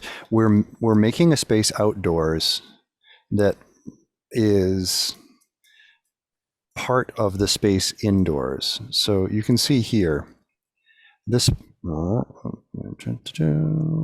space here is underneath this trellis and underneath this roof is really part of the cafe space. It's a transitional space between inside and outside that can be used when it's pretty nice outside, even when it's raining. There's a good 8 feet of cover here. You can sit underneath and enjoy the rain on a patio. Or if it's hot, you can kind of scooch back underneath the shade if it gets to be too warm. or you can actually go all the way out into the open space here. And so this is a way to make that cafe, depending on how we design the outdoor space here, seem very, very large, because when you're standing inside of it, nothing will block your view until some sort of definition out here that says that that space is finished. I think it was Grant. Grant, you had originally mentioned when I spoke about the medical suite and changing that, you shared, originally your thought was for the window for that meeting space. And now I understand what you were saying from the front. Is that what you were, that the window, So there would that be, meeting room and that small meeting room? Now I understand what you were trying to make in the front there. yeah, Can so you in that share that a little little bit node, more, that what your thought square. was? Certainly. So yeah, in those nodes, the squares that we showed in the plan, those really want some nice light, some borrowed light from other rooms. And yeah, so I was thinking that you're walking up that angle to that first node, and yeah, you're actually just looking right through the large and small meeting rooms, and you'll have your door with a full glass light door, and you might even have some large side lights. So yeah, you would actually see right outside, right through those meeting rooms. So Grant, there would I be think your some idea is great. privacy. I Thank have to say, I think now I understand what you were trying to say. And Thank you. so I think you're right. We would be missing out on true light coming into the center for other purposes as a meeting space. All right. That's great. Well, thank you for mentioning that. Lee, there's been some discussion in the past about shade for that patio. I know we had talked about some stuff, but I don't know, possible shade sails or something to extend over the top of that Do you patio. wanna, my driving is getting better if you want me to go over there. Yeah, I think Lee and I were trying to talk about how to avoid putting a permanent structure over the courtyard. So Lee suggested that they peel the roof back to create a pergola there and expose the rafters, if you will. And I suggested in return that, well, that makes a great attachment point to run shade sails down to the structure and continue that space so that the low end of the shade sail connects to a rafter, and then the tall part of the shade sail is at the opposite end. And the optical illusion there is that when you walk out, as the shade sail goes taller, the space becomes large. It appears larger than it actually is because you're increasing the perceived volume of the space, because it'll be like the shade sail will be going up and you'll be walking out into it. So not only do you get the feel of the outdoors being bigger, but the shade sail sort of disappears and is only casting a color of light down onto the patio. So there's some opportunities there to provide cover for the patio without building a very expensive, comparatively, and permanent structure. The problem with doing large, expansive coverings for the patios, if you will, is that you end up with either very large members, like large joists or beams that go across there, which require large posts. Everything gets very expensive when you're trying to span those huge spaces, as you know from building design. So the shade sails do a phenomenal job of that. And it's a different texture, a different color, and it presents, that's exciting. It's exciting to have color. So. I think we may have to show that if that's something you guys are interested in, because there's a lot to that, color and perspective and texture and things. Yeah, my concern, Lee, is with the drop off in the front. And I mean, most of the ones that I have seen have had quite a protrusion of that went out long, elongated, and so that, you know, the person was dropped off or whatever and had a little walkway and then went into the building. You know, I'm even thinking when we looked at Westfield from that building, I'm trying to visualize the cars are coming up, and you do have some sort of extension out there, but it runs the whole length of the building to the left. Yes. Something like this building. And so isn't that going to the left there going to have more shading, darkness, whereas if we just had this roof line dipping in the middle and coming, just I guess it's a very contemporary look for me that I'm trying to visualize if I were coming in and dropping my friend off in the wheelchair and getting the person in the building. Let's see, where are we now? Are we in the back? This is where you're driving in and taking a right. So the Okay. drop off is right here. What we'll do is right now, this is all just grass. We'll get this to be grass Yeah. and pavement and all that kind of stuff for next Yeah. time. This was just But- super quick. Just get me to the front door again. That's all I want. So Yeah. Yeah. I, So- I hear you about the traditional architecture issue, Yeah. and I don't want, whoops, I can't drive and fly at the same time and talk. And I want you guys to know that we took a very hard look at what we had drawn, and whether it was traditional or contemporary or what. And the architecture that you're seeing here pulls from cues of traditional architecture, and it pulls from the proportioning of traditional buildings in the area. It may be that the assembly of roof shapes may seem contemporary because this building is a heck of a lot bigger than a house. It's one of the, you know, it's a pretty big building. And so you're seeing a lot more going on because there fundamentally has to be. Otherwise you get something that looks like a warehouse, and we don't want that. So things that are traditional are, you know, these rafters exposed. This is something that happened in some of the precedent images that we found of old buildings, dance halls, that kind of thing in the area, and traditional architecture in general. You can see this definitely has a wood architecture flavor to it, and that was intentional in order to give it some sort of sense of reality. These roof slopes, these roofs are imagined to be standing seam metal roof like you'd see on nice old buildings or even many new buildings, but they don't have to be that. They can be any number of things. Additionally, there's a lot of regular rhythm in the bays here. These are each 12-foot bays, and this is a way that the building is organized by this 12-foot module. And that's very traditional in a way to construct, so that it is the repetitiveness of it, its repetition, gives it a sense of order, and the large overhangs provide shade and shadow and protection from the weather. So these are all cues that come from traditional architecture. We're not looking at super smooth, polished buildings. We're not looking at flat roofs. We're not looking at parapets. There's no glass boxes here. This is all proportioned to the human scale. The sill of the windows at 2'2" off the ground. This little mullion here is right at waistline at 3 feet. The head of the window is the height of the door.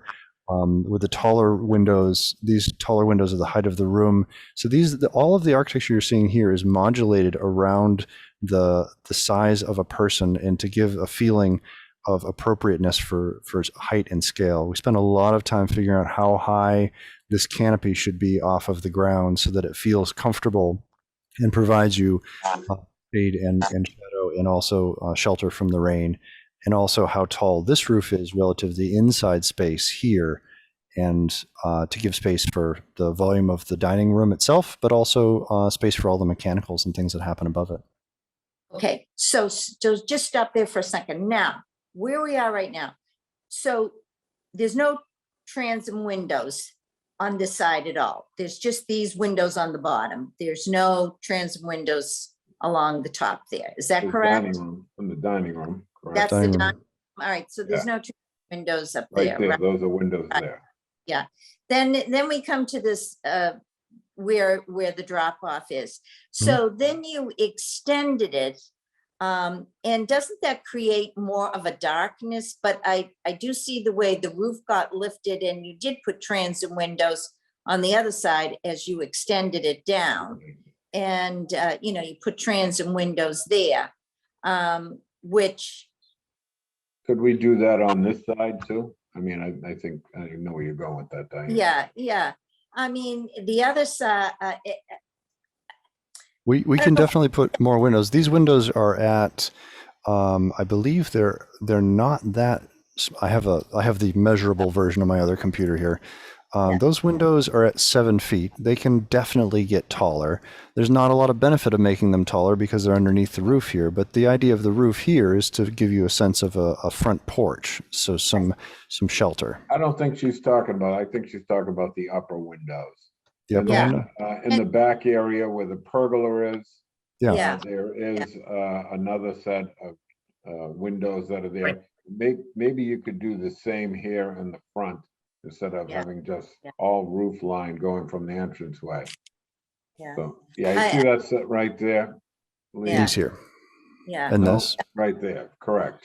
Do Yeah. something like that on the entranceway too. Maybe not the same size, but Now, this is, yeah. what I'm looking at right here is the front of the building, correct? This is no. the back. No, it's the back. Back. That's back. Okay, This building has a lot of fronts. You're looking from Main Street toward the building. This is the patio side. yes. Lee, I guess I understand what Diane's trying to say is that we've lifted the roof over the dining area to put in the transom windows, but we lifted the roof on the other wing of the building for, I don't know why, because we're Mechanicals. not trying to put transom windows in there or anything. It's Is that for what you're saying, Diane? Yes. mechanic. Yeah. And is the roof line over the front door, what is that, a metal roof? Would you do a metal roof there? Yeah, it's all metal there?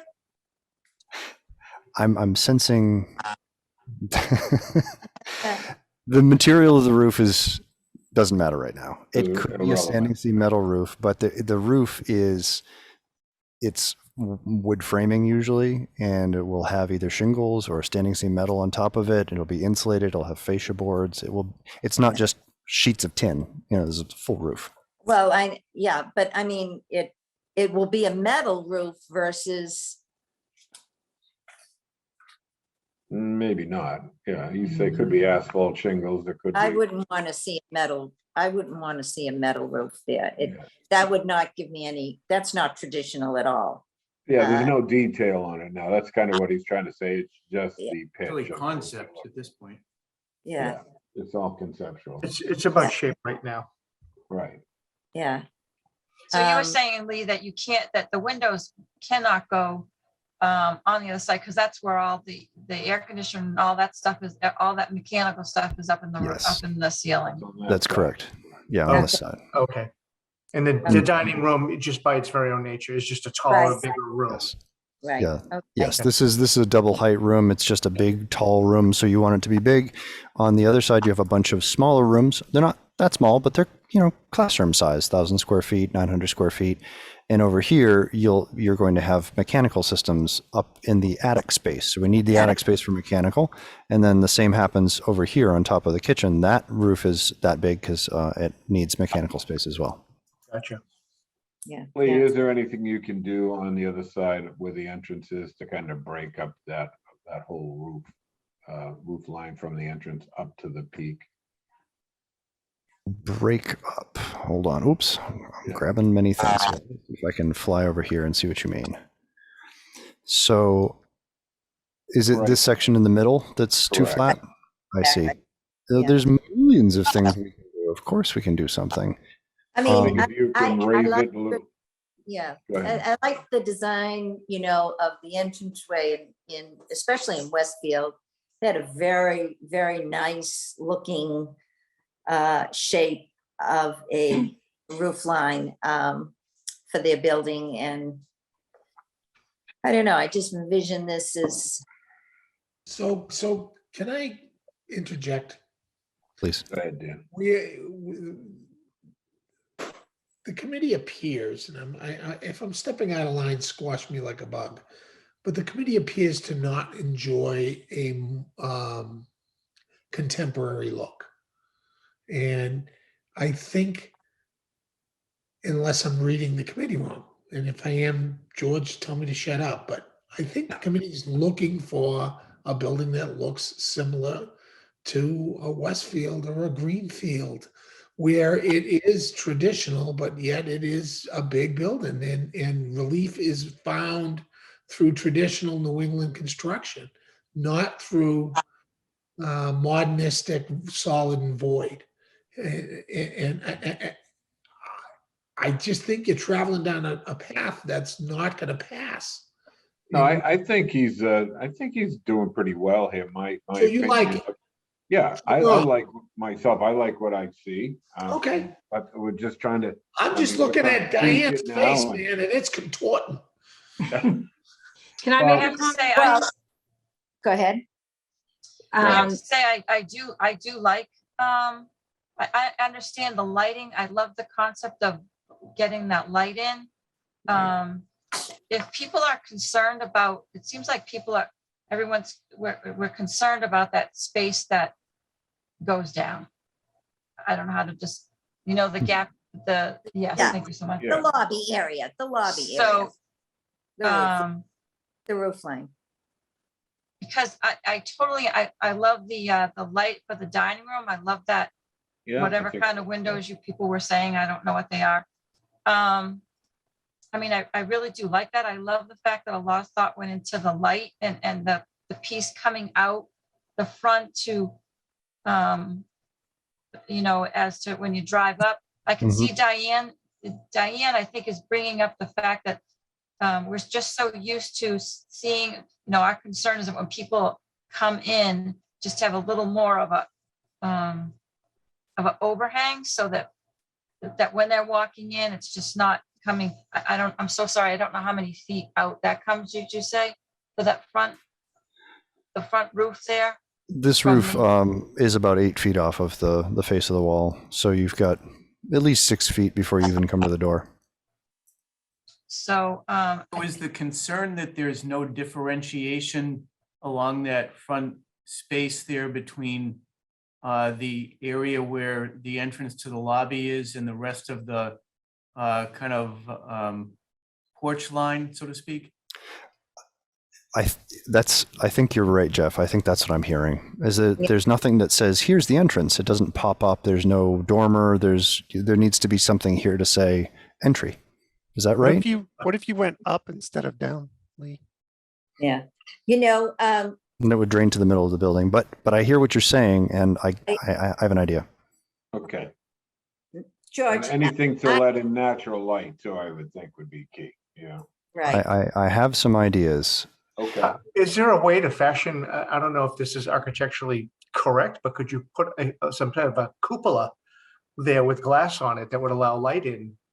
Absolutely, absolutely. There's any number of ways to do that. Like a really contemporary version of this, you might take this glass box and pop it up through the roof so you get light in from above.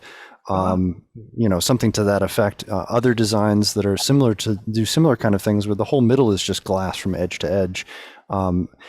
This might be, admittedly, this might be a little understated as far as saying, here's where you enter. There's a volumetric hierarchy, meaning the big thing on the left is the dining room and the big thing on the right is the group of activity rooms. And the thing between maybe is just a little too pushed down and it needs a little bit more announcement of its point of entry. And I admit that having the windows on the other side, I keep flying around this building. It's not the easiest in this program.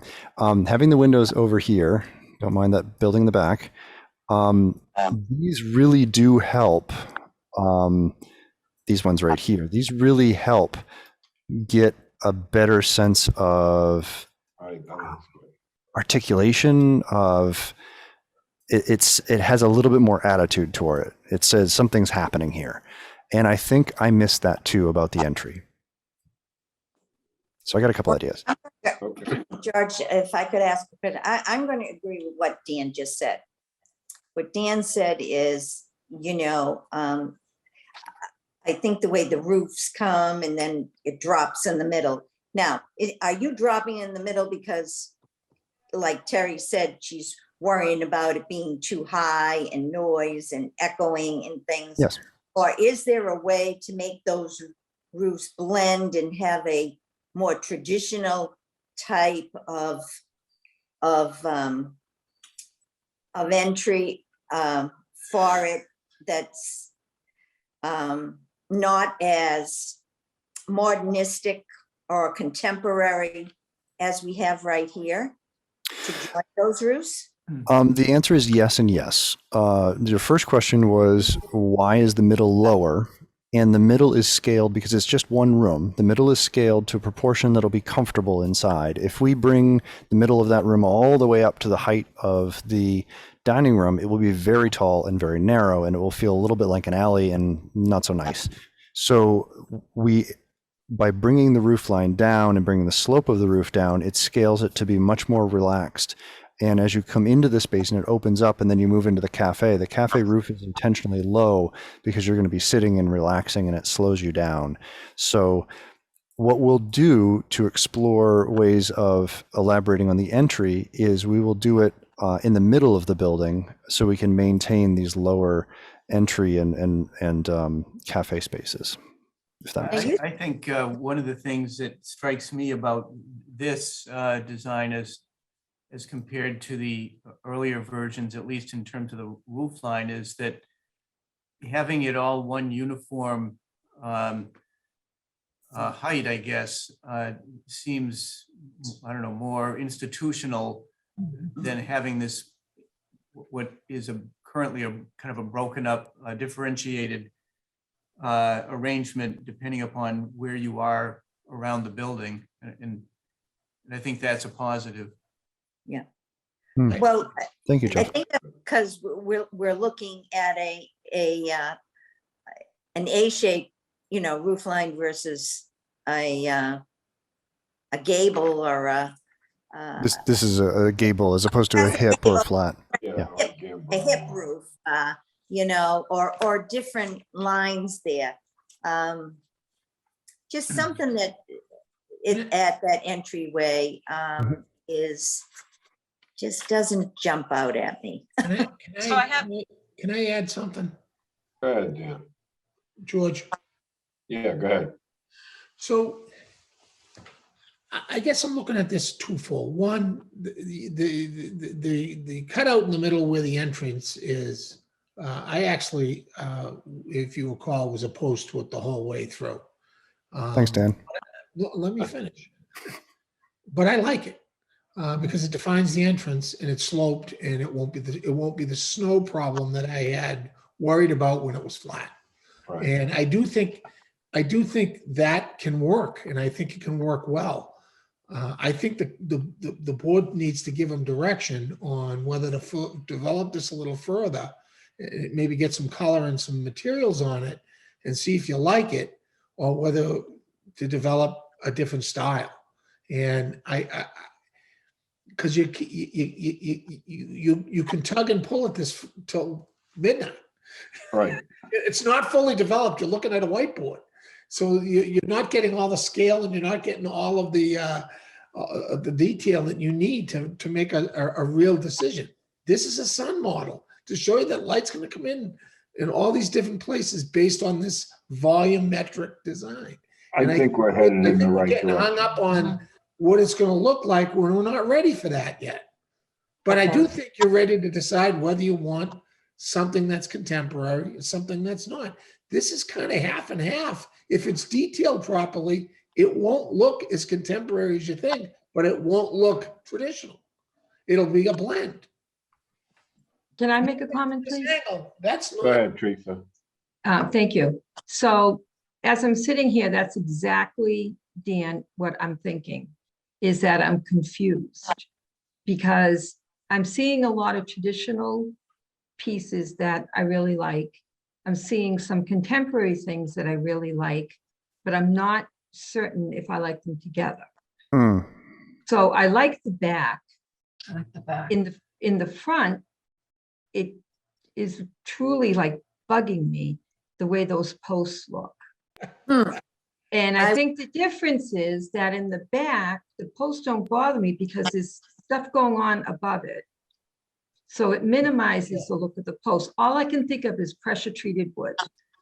Yeah. And in New England, if you to have something like that, it'd be more like a column Yeah. as opposed to a post. A So post.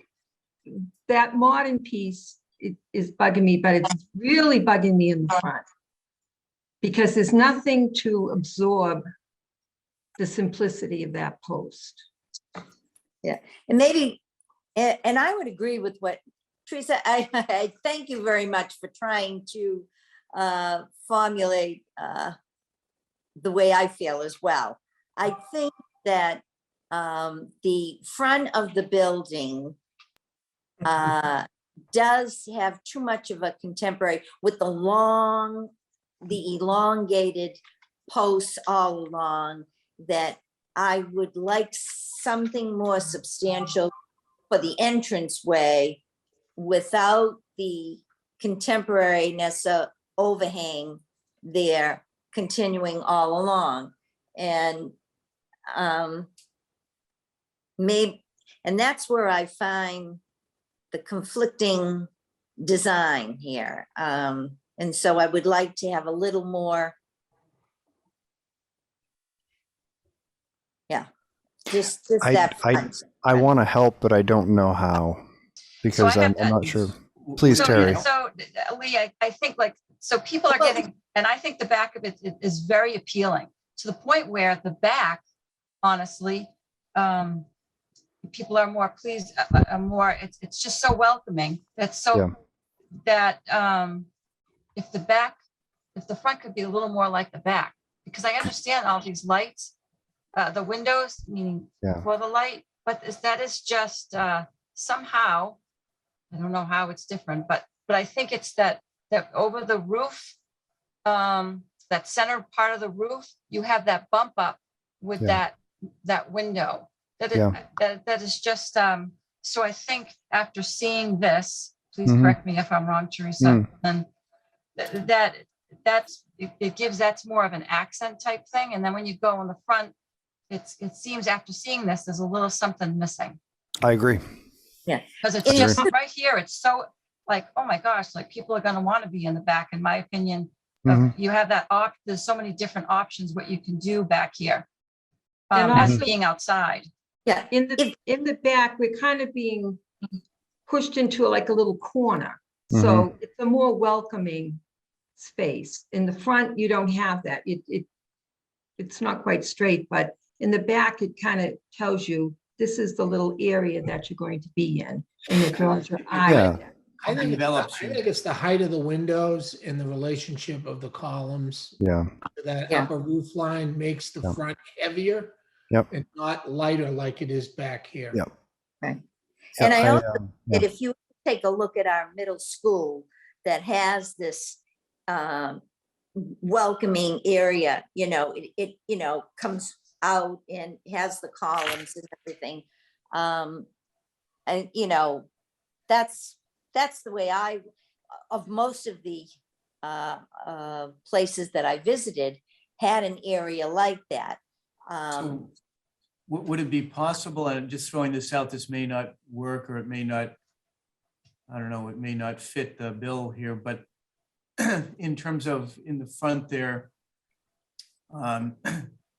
where the entrance is, having a distinct A-frame sloped entryway that would be distinct from the continuation of the porch line that extends to the left. Well, you want to That be would be careful how you push any snow or any water into the building also. Okay. Right, Lee? Yeah.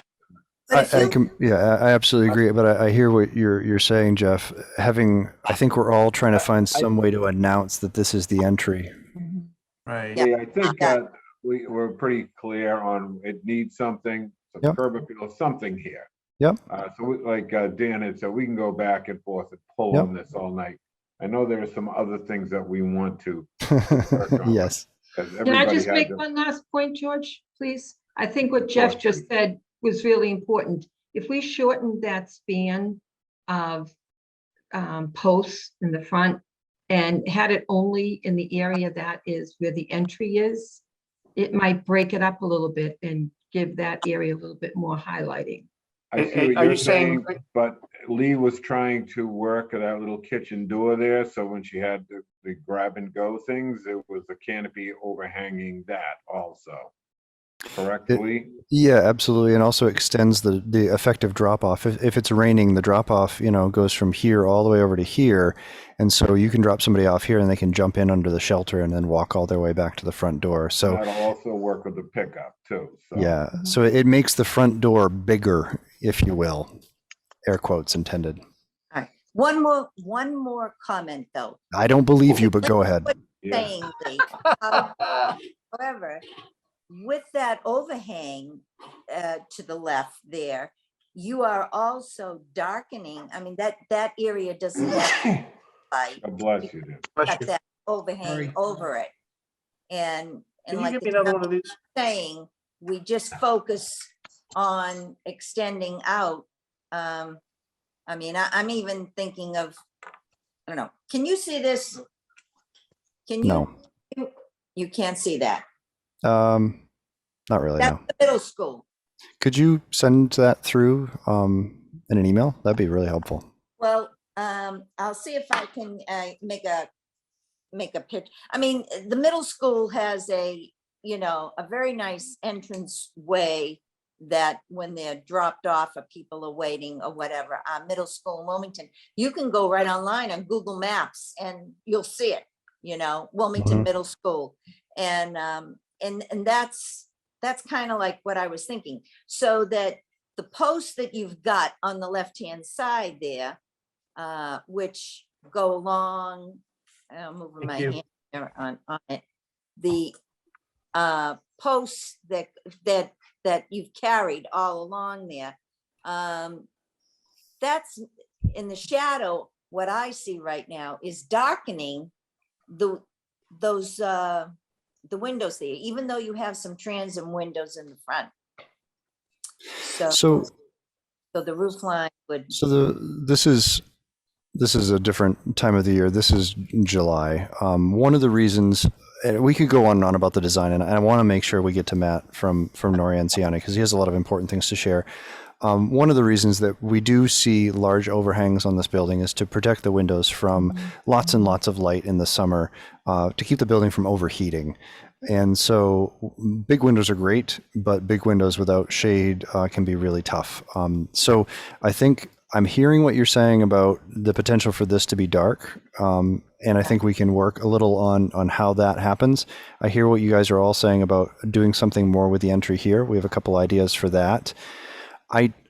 I do echo what Dan says, which is we as a design team need to hear from you as a committee, not just as one or two people, but the whole committee, if this building direction is generally the right way to go, knowing that we can tweak and tune and that kind of thing, but the roof has a big shape.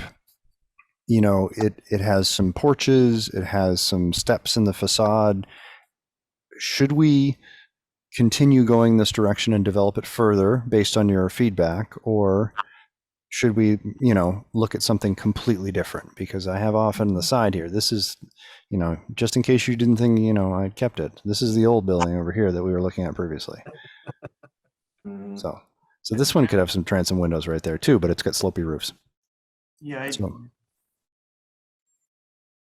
So we don't need to go back there because I don't want to reverse, but I really do appreciate the feedback about this side and how it's coming along, because honestly, I agree with you. I think this side of the building is doing a lot better. So I'm willing to focus on the other side of the building and get it as good as this side and get them to work together if that's the direction that the committee wants to go in. But if not, please let me know. I don't want to go the wrong way for too long. I have Please, to said say, in the I beginning like that it. about 90 degrees. So you pulled it more 90 degrees. You made it a little more L shape than boomerang. Yeah, it was 50 degrees before. Now it's 60 degrees. So it's a very small difference. But yeah, it's a little bit more L-shaped than it was before. Right. Okay. And I do appreciate, Lee, the fact that you are putting thought into that the heat from the light from the windows as we were sitting in that room, that you were here at the senior center and it was Yeah. boiling hot, Yeah. the way it was set up. So I understand, Yeah. why you took that time to kind of figure that out for us. So I do appreciate that piece. Thank you. I mean, I think too in windows, we're either going to have shades or blinds or something, to control light as well. I mean, we can't Right. just rely on roof lines. Well, we don't need my goal as a designer of buildings is to make the building comfortable so that you don't need to be constantly messing with the shades. Shades are there for privacy if you want them, or that's pretty much it. The building should be able to exist on its own in a passive way so that it's comfortable most of the time. That's the goal. Okay. Mhm. Okay. George, All right, Paul. I like this plan. I like it's. I didn't think I was going to like the split roof, but I like the split roof this Yeah. way in a more traditional style. And I think that if we go to the front of the building, you don't have to go to the front of the building now, but I think if we could do something Thanks. with that Yeah. roof, maybe with some kind of a structure on that roof that says, this is the entrance, this is the building, and you can probably do something twofold where you can bring some more light into that Yeah. lobby there too. I think we let you play around with it and we come back and revisit that. But me personally, I don't know if you want to go around the horn, George. Me personally, I think this is a good design, and I think we're heading in the right direction with this. I agree with you. I think we are on the right direction. I was just going to reach out and see, for a couple of things. I think, Lee, you're on the right path here, and you've heard our suggestions over and over again. Mhm. So I think that you know what to do. Thank you all. George, just a quick question. In terms of one of the things that Lee did at one of the last meetings was show us some different pictures from different periods in time to try to, I guess, get a sense of whether there was a preference towards any particular themes, so to speak. And there were pictures, I think, of some kind of a dance hall or rec hall back in the day when Wilmington was a tourist, or vacation Yeah, spot. some of the architectural design from those. Right. And so one of the things, I just put this out there, and whether folks are interested in this or not, I guess it remains to be seen. But one of the things that I don't know that was talked about there is the prominence of the railroad. Obviously, we see it now because of unfortunate circumstances, but Wilmington has been for years and years and years a real rail hub. And there were back in the day, the little rail stations or whatever. I don't know whether that would, again, in a more traditional sense, be something that would be compelling to folks to kind of work into this design or not. They're actually, thank you, Jeff. Those are the pictures that are on my wall right here are two of the rail stations and the dance hall from Wilmington that I keep as reference for the way the roofs go together and the way the roofs, that's one of the reasons we have big overhangs. I'm pulling from those large overhangs from those train stations. And also the way that you see the framing of the roof come through and you see rafters, that's very much of the style of that period. Even down to the way that some of these train station stops had, this is high tech here for you guys. You can see how there's a base across the building that the whole building sits on with this large overhang. I was pulling on a similar kind of logic when thinking about how to set the building on a base. You saw that there's this continuous base of material that could be a dark color maybe So it's very, very similar to that. It's all of these things amplified up to a larger building. This is a very small building. This is a very small building in comparison. Well, Lee, I appreciate all the hard work. I thought it was a very good presentation. Thank you. Very good. I do like the imagery, the way it's laid out. The rest of the members, anybody want to kick in on that or? Yeah, George, I would like to say something. Yeah, the design is great, and I like the way you're pulling some of the designs from the old Wilmington buildings. That's great. You're doing a good job. Thank you. Thank you. I appreciate that. Good. Yeah. Lee, I don't mean to be on. No, saying it's that, fine. I like a lot of parts of it. Thank you. I'm just concerned, and I think if we could focus a little bit more on the entranceway, I think we may be there. Oh, that's do. really good to hear. Thank you, Diane. I appreciate that. Okay. Any more All right. discussion before we move on to the next item? So it sounds like you have some direction that the general sense is you're on the right road. Yes. Thank All I you. had to do was tell him that it was awful, and everyone rallied to his side. Yeah.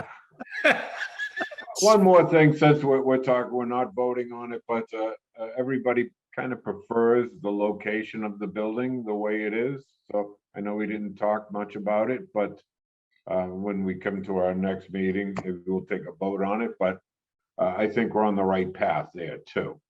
Okay. Everybody kind of, okay, good. All right. Then we'll work to put the building and the site together. Perfect. And just one last, just as a reminder, I don't want to change. I know I said about the medical room being changed, but I understand the concept of why the lighting and everything. And Okay. so please nullify what I said earlier. Okay, I appreciate that, Terry. Thank you for the clarification. We will continue to work into the building as we develop the schematic design, and we'll have more chances to make sure that things are where they need to be on the inside of the building as well. So absolutely, I appreciate that. He'll be stricken from the record. Great job, Lynn. All right, Dan, next thing, status of the budget. I know that's Wait, quick. whoa, not done. We got Holy another George. 20 minutes here, sorry. brother. We're only a Sorry. quarter of the way through the presentation. I'm sorry, George. Matt has been extremely patient. Matt, are you still here? Oh, yeah. No, I'm here. Hello, all. I did have some things I wanted to talk about on this. Okay. Excellent. I'm going to turn the presentation over to Matt.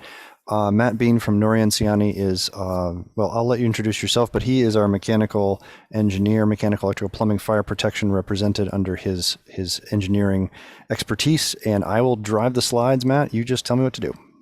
Okay. I'll take this at whatever pace people are interested in, but I'm Matthew Bean. I'm from Norian Engineering. I'm one of the principals here. I personally design mechanical, plumbing, and fire protection, and then I have a partner who does electrical.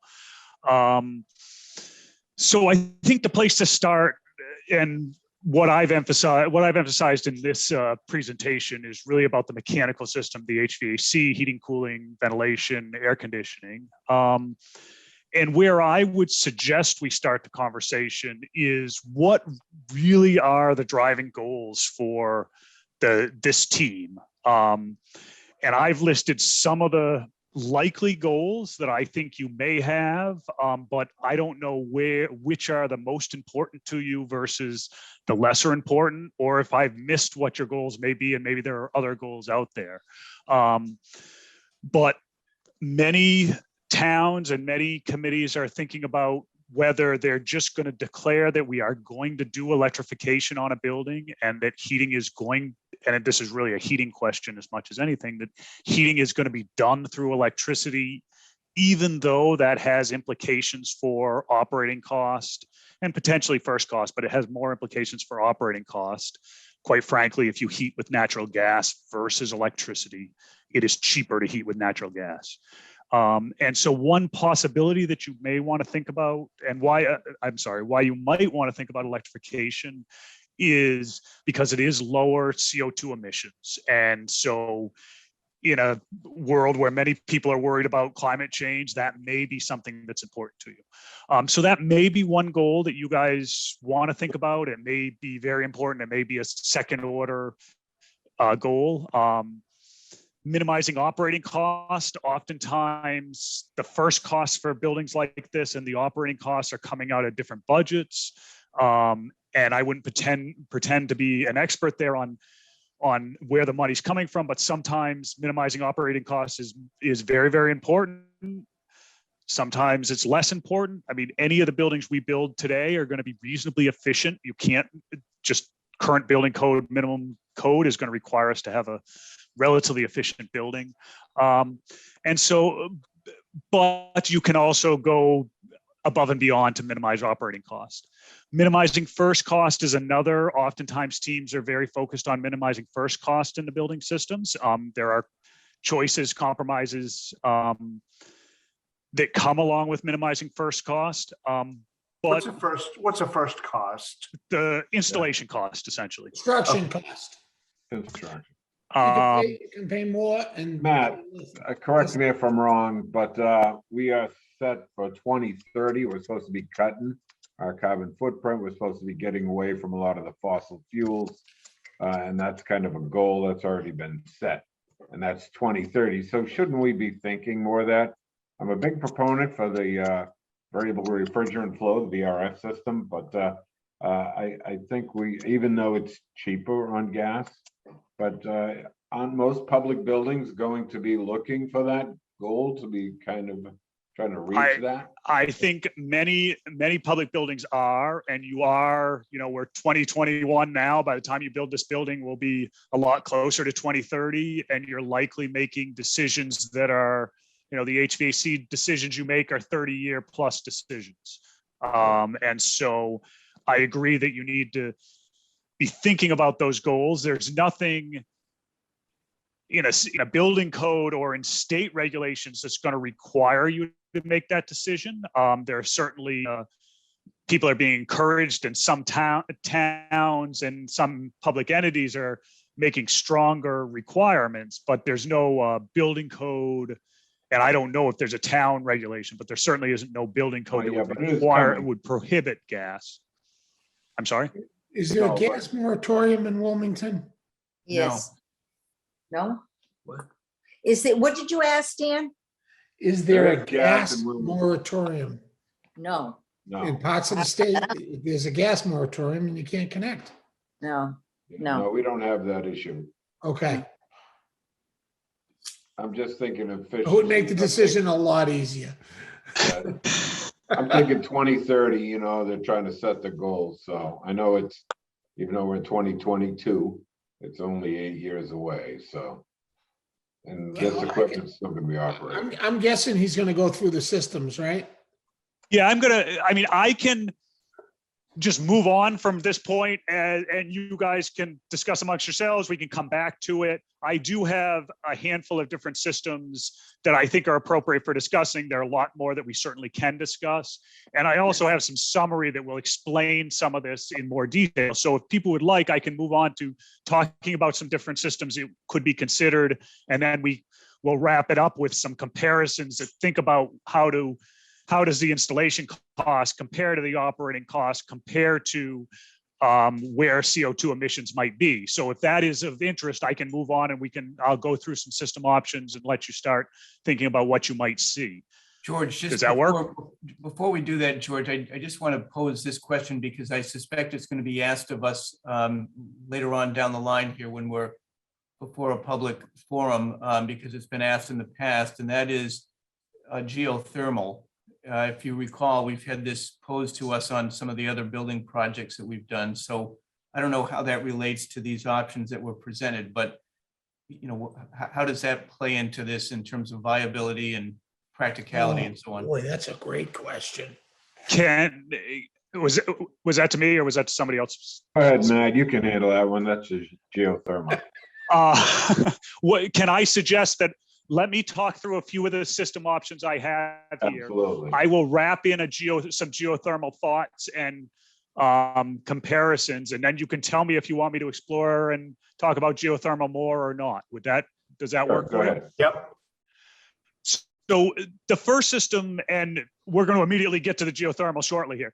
The first system that I think is worth at least considering is the variable refrigerant flow, VRF, VRV. They're the same thing. One manufacturer calls it VRV, another manufacturer calls it VRF. They're essentially all the same technology. And what they really are is they are an air source heat pump system. They have large central outdoor units, which you can see in the upper right here. And as Lee and I have chatted, likely we're talking, and when I say large, I should preface, they end up on 2-foot tall stands. They're 6-foot tall plus condensing units. So we're talking 8-foot tall devices here. So when I'm saying large, they are large. There looked like there was some space down behind the kitchen, which is likely a space where this might end up. And you would have some quantity of those outdoor condensing units, probably in the neighborhood of 2 to 4 would be my expectation of the systems. From those pieces of equipment, there are small refrigerant pipes that go to the indoor fan coil units. I've shown 2 typical types of indoor fan coil units. There's a ceiling cassette that could go in small offices, in conference rooms, in hallways, and it kind of fits in a 2x4 ceiling tile, or sometimes they're a little bigger than 2x2, but often they're 2x2. Sometimes they're a little bigger than that, but it fits within the ceiling grid, and it doesn't go away, but it just you have a light, you have a sprinkler head, you have this other grill thing that is the heating and cooling system. So it kind of works in a commercial acoustic tile ceiling. And then another option in spaces where that doesn't work, we need more capacity, maybe in the dining area where we want to keep the fan coils out of the immediate area. We do a ducted system like the unit on the right, and they come in a lot of different flavors and sizes and shapes so that we can get the right size, the right shape, put it in the right place. But one of the real advantages to the VRF is that we can zone essentially every room, and each room, and what that means is each room can have its own thermostat, and you can set the temperature in each room to what the occupants want / what management wants. And so, whether you as the operators are defining what the temperatures are, whether you're giving an override capability. So you say the room is going to be 68 degrees, but if you push a button, it can raise to 72 degrees for a certain length of time. And those temperatures are just thrown out there as examples. So what are the real advantages here? This is electrification right here. This eliminates the natural gas. It eliminates a natural gas service potentially, although it depends what you're doing in your commercial kitchen, whether you actually are eliminating natural gas. But oftentimes, what it allows you to do is eliminate bringing in natural gas, eliminate all the costs associated with it, and it reduces the greenhouse gas emissions. The other thing is it allows for zoning. And some of the other systems I'm going to show you, you can't zone as small areas as you can here. So you have to have less thermostatic control on some of the other systems. Now, to kind of bring in groundwater source heat pumps, the technology is similar. It's the same technology. The difference is whether you're dumping whether you're rejecting the heat that you're taking out of the building or the heat that you're trying to bring into the building, whether that's going to air or whether that's going to the ground. And in my experience, I've talked groundwater source heat pumps with a lot of entities over the years. Usually the first cost, the installation cost of groundwater source heat pumps negates the savings. And as VRF systems are getting more and more efficient, and they certainly are, there have been massive increases. These are not the heat pumps that we were talking about in the 1980s. These can achieve much higher temperatures. These can achieve full capacity down to, they're putting them in northern Maine down to negative 20 degrees. These can achieve heating capacities. So the air source heat pumps are much, much closer. They certainly it can't get the efficiencies that you see with groundwater source heat pumps. But when you start talking about the costs of getting ground wells into the ground, the payback on groundwater source heat pumps really is starting to get very far out there, well over 10-year payback compared to a VRF system. And so we can certainly analyze it. I can give you lots of detail on the groundwater source heat pumps, but what my general experience has been is that most teams that are exploring it end up in the VRF world just because there's not enough savings to go with the higher first cost. So this is one system that I think is worth considering. If you're going to go electrification, it's either this or it's groundwater source heat pumps really are your two choices if you want to electrify the building. And most entities in the end are choosing this kind of system. So I'm going to keep going through systems. Jump up and stop me if you want, or Matt, one more question. Since you were talking about groundwater heat pumps, they also have to be supplemented too with electricity, right? When you need to. They do use, they are an electric system. Groundwater, the only difference is not just for the pumps, but also to supplement the heating. So yeah, no, it is still truly a heat pump. So a heat pump cycle basically is a refrigerant cycle driven by a compressor. The compressor is what uses all the electricity. Right. And yes, a groundwater source heat pump is just a more efficient way of doing heat pumping versus an air source heat pumping. So yes, it still needs electricity to actually drive the compressors, and that is a significant electrical load. We are not talking about, if we were in Iceland, if we were in certain parts of the world where we could actually get elevated water out of the ground, then that's a really different discussion of systems. What we get in the ground is 50 degrees. And so you bring water up out, or it's really a heat exchange process, but when we send water down and we heat exchange, what we get back at best is 50-degree water. So you can't heat with 50-degree water without a heat pump cycle that allow, and there's a large electrical component to that heat pump cycle. Great. Does that answer the question there? Yeah, no, that's what I just wanted other people to hear that. Yep. So we talked about VRFs, groundwater source heat pumps. Those are related systems, two different ways that could be attacked if you wanted to do electrification. If we said no, electrification is not a requirement of this job, one option that you would want to think about is gas-fired boilers, DX cooling, and thin tube radiation and air handlers. And so what I've shown here is pictures. This is going to be, some people are going to be familiar with this from their residential, their homes, or small residential, small commercial buildings. You're going to see this. It's a gas-fired boiler. We need to develop a boiler room within the first floor, likely, of the building. You'd put in one or two gas-fired boilers. They'd be high efficiency. We'd be burning the gas at 90%, 92% efficiency, depending on how we ended up designing the system.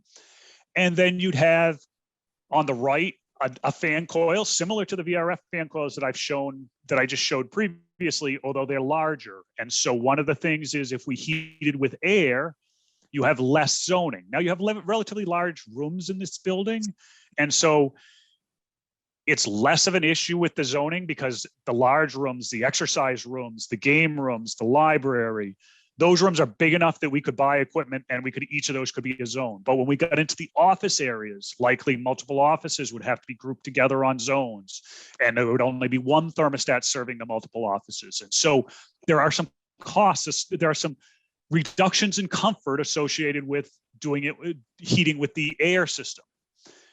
If you went to perimeter radiation, and traditionally that was one of the ways to improve comfort in the building, was we'd put in perimeter radiation so that there's warm air right at the edge of around all the windows and along all the outside walls. And that certainly improves comfort. Now, as we improve building envelopes and do better insulation, perimeter radiation is less of a benefit, and there's a cost associated with it. If you're going to do air conditioning, which I have presumed you're going to do air conditioning in this building, if you're going to do air conditioning in this building, you have to buy all the air system equipment, because that's how you're going to do the air conditioning. And so perimeter radiation is an add-on thing that would allow you to do more zoning. It would allow you to increase comfort, but it's an added cost. And it's strictly, it would just be additional dollars you'd have to do.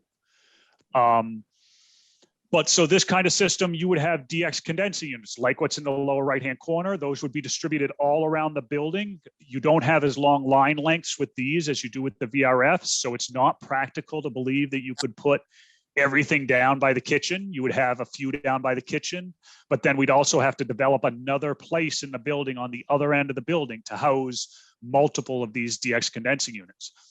You're probably talking 8 to 10 of these in the building. So that's going to have a site impact on your building that is, you know, those units are, let's call them 3 feet by 3 feet square, 4 feet tall. And so there's a site impact if we start going down this system of where we put those condensing units and how we deal with them. So this is a second system. This is a very typical for smaller commercial buildings and residential buildings. This building's starting to get bigger. So, you know, when I say 10 to 12 condensing units, which is what I say here, you know, that's starting to be a lot of condensing units to think about on that site. So if we jump to the next system, which is in a similar vein to this system, this is kind of, okay, take the last system we did, but let's move it into the larger commercial scale. And this is what you'd see you in schools. This is what you'd see in larger commercial buildings. And we'd still have gas-fired boilers. We still would have fan coils. They might get bigger, but you know, the fan coils, we'd still have fan coils. We could still have perimeter radiation. But now instead of 12 DX condensing units, we are talking about a chiller, and we're talking about chilled water. And so the good news about a chiller is it's now one big piece of equipment that we put back down by the kitchen. But now we have to distribute chilled water as well as hot water. So there's a whole nother system that we have to start dealing with. We have to more pumps, more electrical equipment. And this is going to take a more commercial maintenance person to understand the system. But that's another way that this could be attacked. And so now if we jump to the next slide here, I tried to kind of give you some comparisons. And now before we go here, I have to acknowledge that I have not modeled this building. The building is still in you know, schematic concepts. So I have used heating degree days. I have used square foot assumptions on this. And so you can't use my operating costs as budgetary operating costs. But what they are really valuable for is the comparison is very accurate. These systems will operate in this relationship, both for emissions, costs, and then I've taken a shot at first cost, which is dangerous for me to take a shot at first cost. But here we go. So VRF systems, something like a $31,000 operating cost and 112,000 pounds of CO2 equivalency. And so what CO2 equivalency is, just to get everybody on the same page, is you have CO2 and you also have methane, and methane is far more damaging to the environment than CO2 is. And what the Kyoto protocols have developed is how do you relate emitting methane to CO2? And natural gas emits more methane. Depending on how the electricity is generated, there's methane, there's lots of other things, pollution. But what CO2 is an equivalency of trying to relate the methane emissions with the CO2 emissions. So when you're talking about emissions, you talk about it in CO2 equivalency. So a VRF heat pump is 112,000 pounds of CO2 a year, roughly. And then I've said it's $3 kind of operating cost. So I believe that the VRF will be the least expensive option of what I've presented here. You know, the groundwater source heat pumps would be lower operating costs than any of these other options, but also would be higher installation costs than any of these other options. The condensing mode boilers and a DX cooling system, and it will be lower lower operating cost, and that's going to be all about burning gas rather than using electricity through a heat pump cycle. That's why it will be cheaper to operate.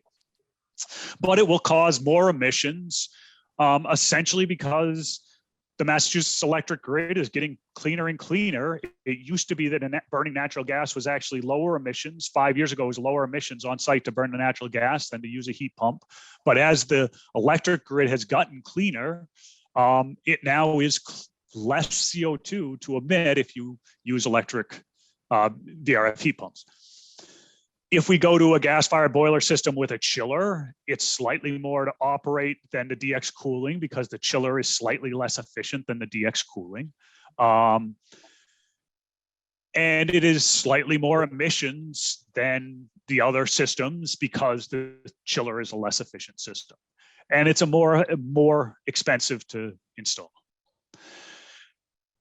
So that's kind of a very brief summary. I'm happy, I can talk about this stuff all night. So I'm happy to talk about anything in detail. I can talk about other systems. I can go wherever people want to go here. Do people have questions? Want to, where would people like to go from here? My thought, of course, is low cost energy efficiency, but I also want something that's dependable and it's more of a workhorse that we're going to have less maintenance issues with. So the first two, the direct expansion cooling is cool. The condensing gas boiler, I'm fine with. But the VRF systems, like I said, I know that's what's coming up. Either one of those I'm fine with, but I'd like to hear from some of the other people. I defer to you, George, and whatever the town wants to do with, or whatever the town seems to want to do. I know Dan wants to say something. He's muted, but he'll have to jump in.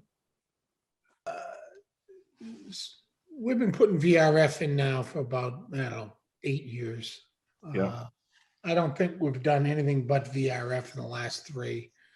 And not necessarily for the carbon reduction, even though that's the craze, but because you can literally heat in one room and cool in the room right next door, Right. using the same gas system.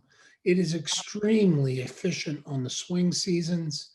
It is extremely inefficient midwinter and midsummer. I don't know if Matt will agree with me, but I'll agree with your midwinter. Absolutely. I mean, that's where, and don't believe the manufacturers on their efficiicies in the winter. Right. It is, Right. it is inefficient in the winter, but They do struggle. They do you struggle get here in the callbacks, northeast in the winter time. George. We don't get callbacks on these systems. We literally don't. And, there was a period where we'd have to go back and balance and rebalance HVAC systems and cooling system waters and chillers. And with these systems, it just doesn't seem that we have to do that. They are really the VRF is a really good comfort system, meaning the user's comfortable. I can't tell you what they cost to run because I'm long gone. Tailgate warranty. See you later. But I can tell you, they're really comfortable. And They have come a long way, I would say, with that. Heat pumps in the Northeast, used to be totally against, but they have come a long way. Matt? Yeah, no, they're very inefficient. Very inefficient is not the right word. They are significantly less efficient than manufacturers claim in the heart of the winter in the Northeast. That being said, they can achieve temperatures. And so when we talk efficiency, when I'm thinking efficiency, I'm saying it costs more than the manufacturer tells you it's going to cost, but you can achieve temperatures, you can make the comfort. And I think part of what the reason that we're not back balancing systems as much is the increased zoning and the fact that every room can have its own quote thermostat and adjustability and can be set to a specific temperature, rather than we take a group of rooms and we put a thermostat in one place and we try to balance it so that the thermostat in one place satisfies all those rooms. And so that is the big jump of comfort that VRFs, they do allow, and really increases the comfort to the occupant. Okay, I agree with that. Is it fair to say, and I'm guessing it is, otherwise it would have been brought up, that it would be cost prohibitive to have some kind of a hybrid system so that we aren't paying through the roof, so to speak, in the winter for a VRF system, and we're able to, dial up the whatever that other alternative is. Well, I guess, yes, you can always do that, but the more equipment we buy, the more you have to maintain and the more it costs. But I think, if you look at this relationship of cost, essentially the cheapest system we're going to come up with is kind of in the $26,000 range. And, the VRF's into 31,000, and I'm going to do, so it's a 20% increase in operating cost between the cheapest system that's here and the most expensive.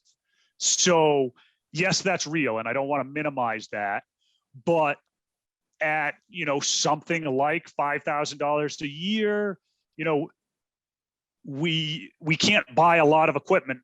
If we have to buy a lot of equipment, the $5,000 a year goes away pretty quick. And so, although yes, we can, what was done, there was a period in time where you would have put in a gas boiler, perimeter radiation, and heat pumps, but buying the gas boiler and the perimeter radiation is just an added cost, and the payback starts to become pretty questionable on that kind of thing.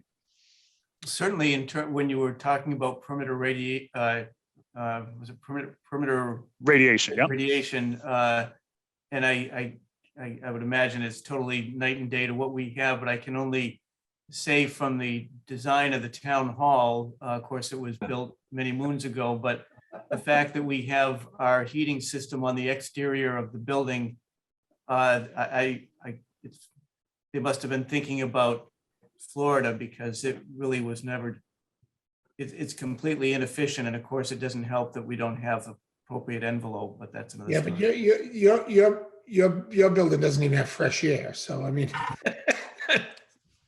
Can I ask, George, is there any town? I want to just say one thing about Jeff's comment about the hybrid before we get to you, Terry. Yep. And that is, we have done perimeter heating with VRF. And we didn't do it for the reason you'd think. We did it for the reason you wouldn't think. We did it because we wanted to put in a small generator to run the boiler in those 5-day events when you have no electricity. And we didn't want the building to freeze, and the perimeter heat would keep the building at 55. So, and it also boosted the heat those 5 or 6 days where it gets below 30, 25 degrees, where the VRF becomes inefficient. So yeah, you can. Yes, it's another heating system and it's an upfront cost, but it's possible. Yeah, we might have to handle that with a backup generator. That's all. Mm-hmm. Go ahead, Terry. I know you wanted to ask your I question. just wanted to ask, George, I'm assuming the way we're talking, excuse my ignorance, but I'm assuming this would be the first VRF heating system in town, or is there another one in any building that we have right now? I think that this would be the first for us. Not really. You have ductless.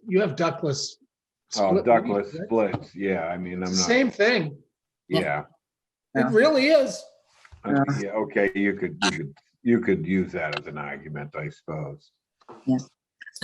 George, I have a question. Will this heating system that could be installed, this VRF, require specialized maintenance people that you would have? No, I don't think so. No, Okay. I think that's something that could be done in-house. Okay, then I would defer to you then, as far as, what you feel would. I mean, be- I'm leaning towards the energy efficiency. I'm always a little hesitant on the heat pumps when it comes to the Northeast. Because I'm old school, we'll say. I've been around for a long time. Gas condensing boilers, and the DX cooling, I'm okay with that too.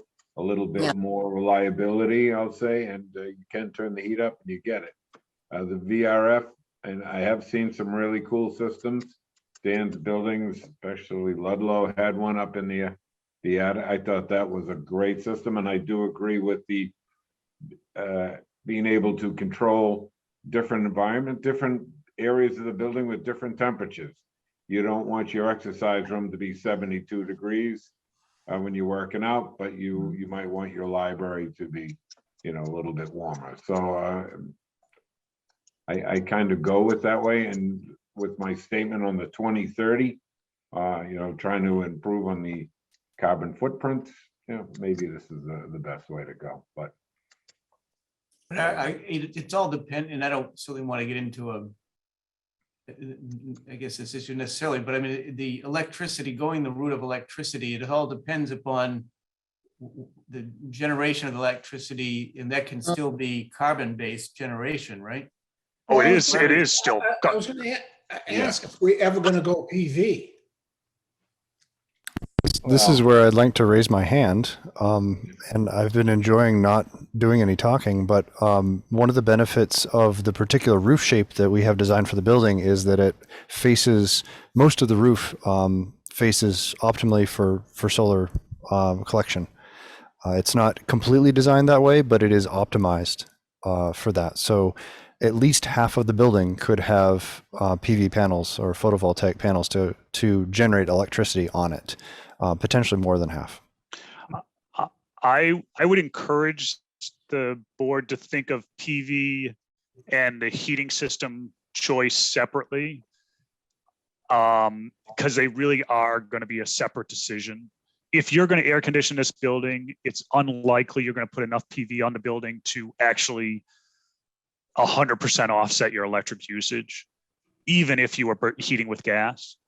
And so to me, when I would encourage you to decide about a heating and cooling system, whether you wanted to use electricity or gas or whatever, and then decide about PV, ignoring whatever heating and cooling system decision you made, because I think it just, once you add in the PV, it starts to complicate the discussion, and I don't think it needs to be I don't think you need to decide on PV one way or the other, how much, all that kind of thing, to decide on the heating system.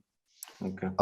I completely agree and support that position, having been through that experience on a much larger, much more complicated building. It's quite a juggernaut of a riddle, and PV, I believe we need to save the earth. So I think it's one of the ways we can do that. And making this building, back to Matt's very first question, is electrification a priority? This is a way that we can think about electrification in the future, whether you put the PV on now or later. It's not just that it's gravy, but it can get us to our goal in an additive way. And I also think this is for future discussions also. It doesn't have to be decided tonight. I don't think a lot of people are expecting to see this tonight. We're still trying to figure out the location and the layout of our building. So, I think we've got the location down, hopefully. yeah, I think we got that.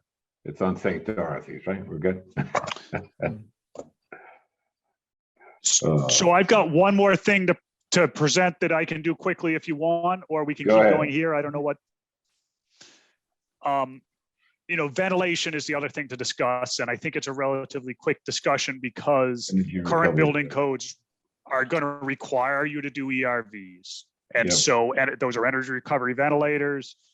We basically aren't going to be able to do this building without ERVs, and so you don't have a choice.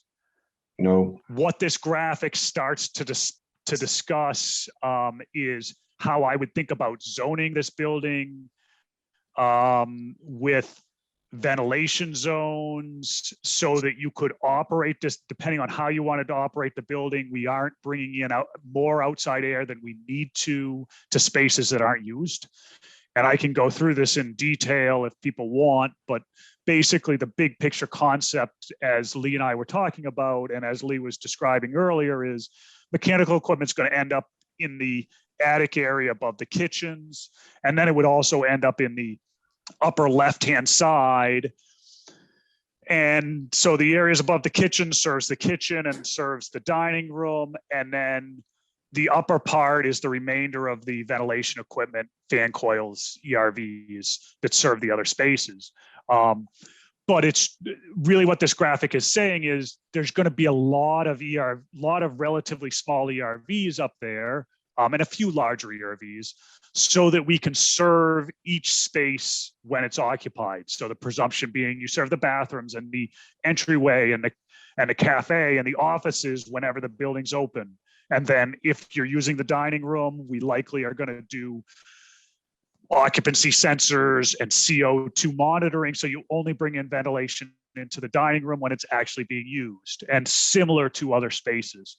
So I can go into much more detail about that, but that's the basic concept. It used to be a discussion, but the newer energy code essentially is going to require this. And so you don't have a lot of choices. So there isn't that much discussion. We can certainly, as we get further into the design, discuss systems and those kinds of things. But this was just a primer as we thought about ventilation and zoning. And so I'm happy to walk through that if that's of interest.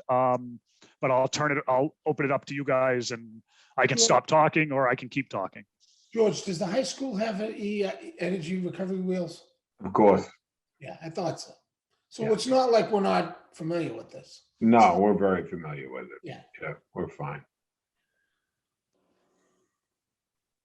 Any other questions? Matt, thank you very much. It was very informative. You're welcome. I Wow. was Yeah, that was interested in great. that, especially with the energy. Oh, you had to wait all the way to the end. Oh, no problems. All right. So, to Matt's very first question, I want to bring it back to that and just say, we will need direction from the committee on how you would like to pursue your priorities for the heating, ventilation, and air conditioning. Is air conditioning a sure thing? Is it a foregone conclusion? What are your priorities, first cost, maintenance, or the environment? Not to put it on the line like that, but those things will help us get a schematic design together that can be more accurately priced. So the more specific you are about your goals and how you want to achieve them, not necessarily which system, but your goals, the better we can help you find a good solution and get a good price for it. So we'll look for that in the future. All right, next steps. All right, this is the old 6-week look ahead. What we have coming up is, as I understand it, a very large break, although we had a very large break through miscommunication this last time, and I am sorry about that. But as I understand it from Dan, we're going to have a month between meetings. Is that correct, Dan? We're going to have a month between this meeting and the next design meeting. We are going to meet in 2 weeks to go over the presentation for the annual town meeting report. Okay. So you and I will work offline, take Okay. some of the snippets of the good stuff and Yep.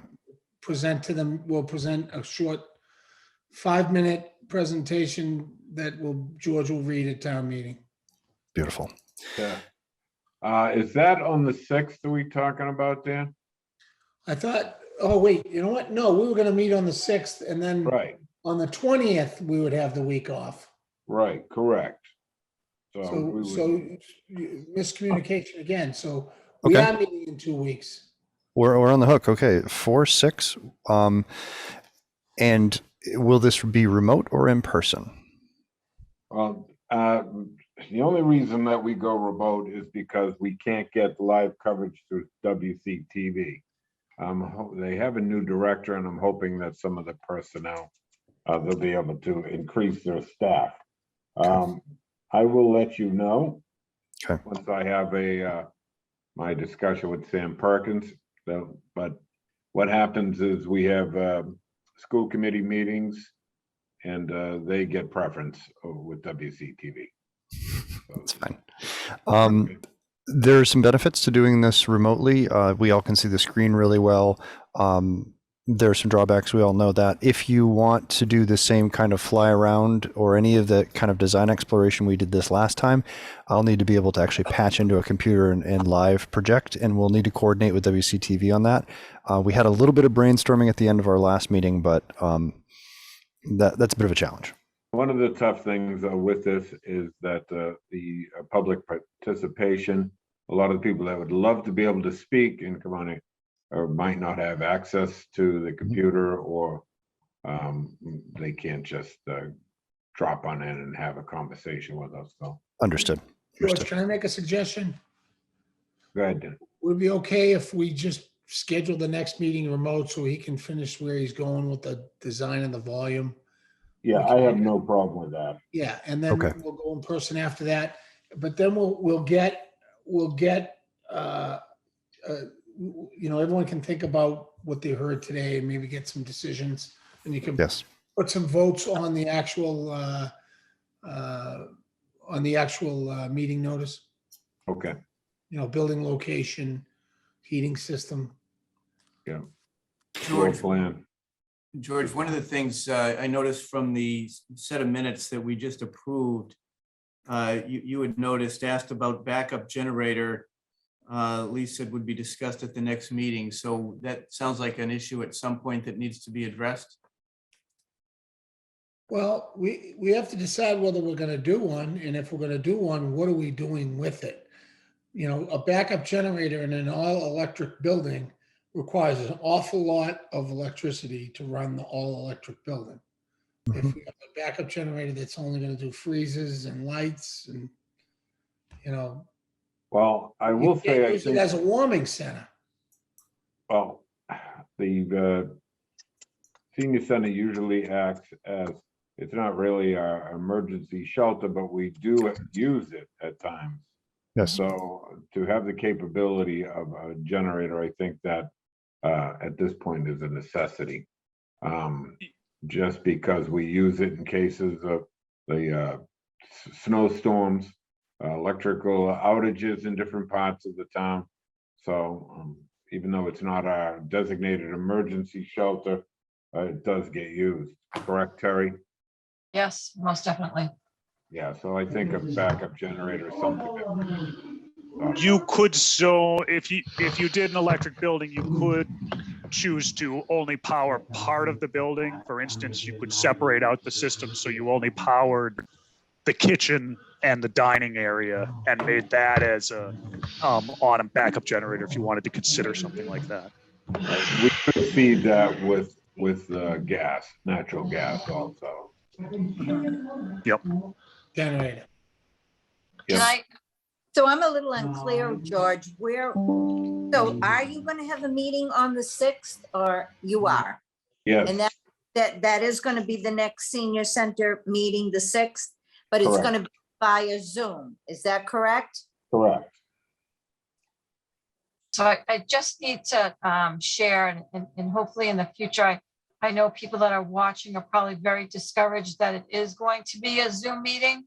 But if we can make efforts in the future to try to really make it so we can have it that there's some participation with the audience. It's just very difficult for people to use Zoom, but I just feel that I do need to mention it because people were a little let down for today. So I think if we could just show that we can make some effort to make George, sure I that, lost the audio. Okay. in the future, if we could just try to be all together. Well, one of the things that I was thinking is, once the finance committee changes, we might have to change our night. So because the reason we weren't on Tuesdays or Thursdays is because of FinCom. Now that they're changing, we might want to change one of our nights just so we don't conflict with any other selectman or school committee member. So at that point, we can get coverage from WCTV. Thank you. You're welcome.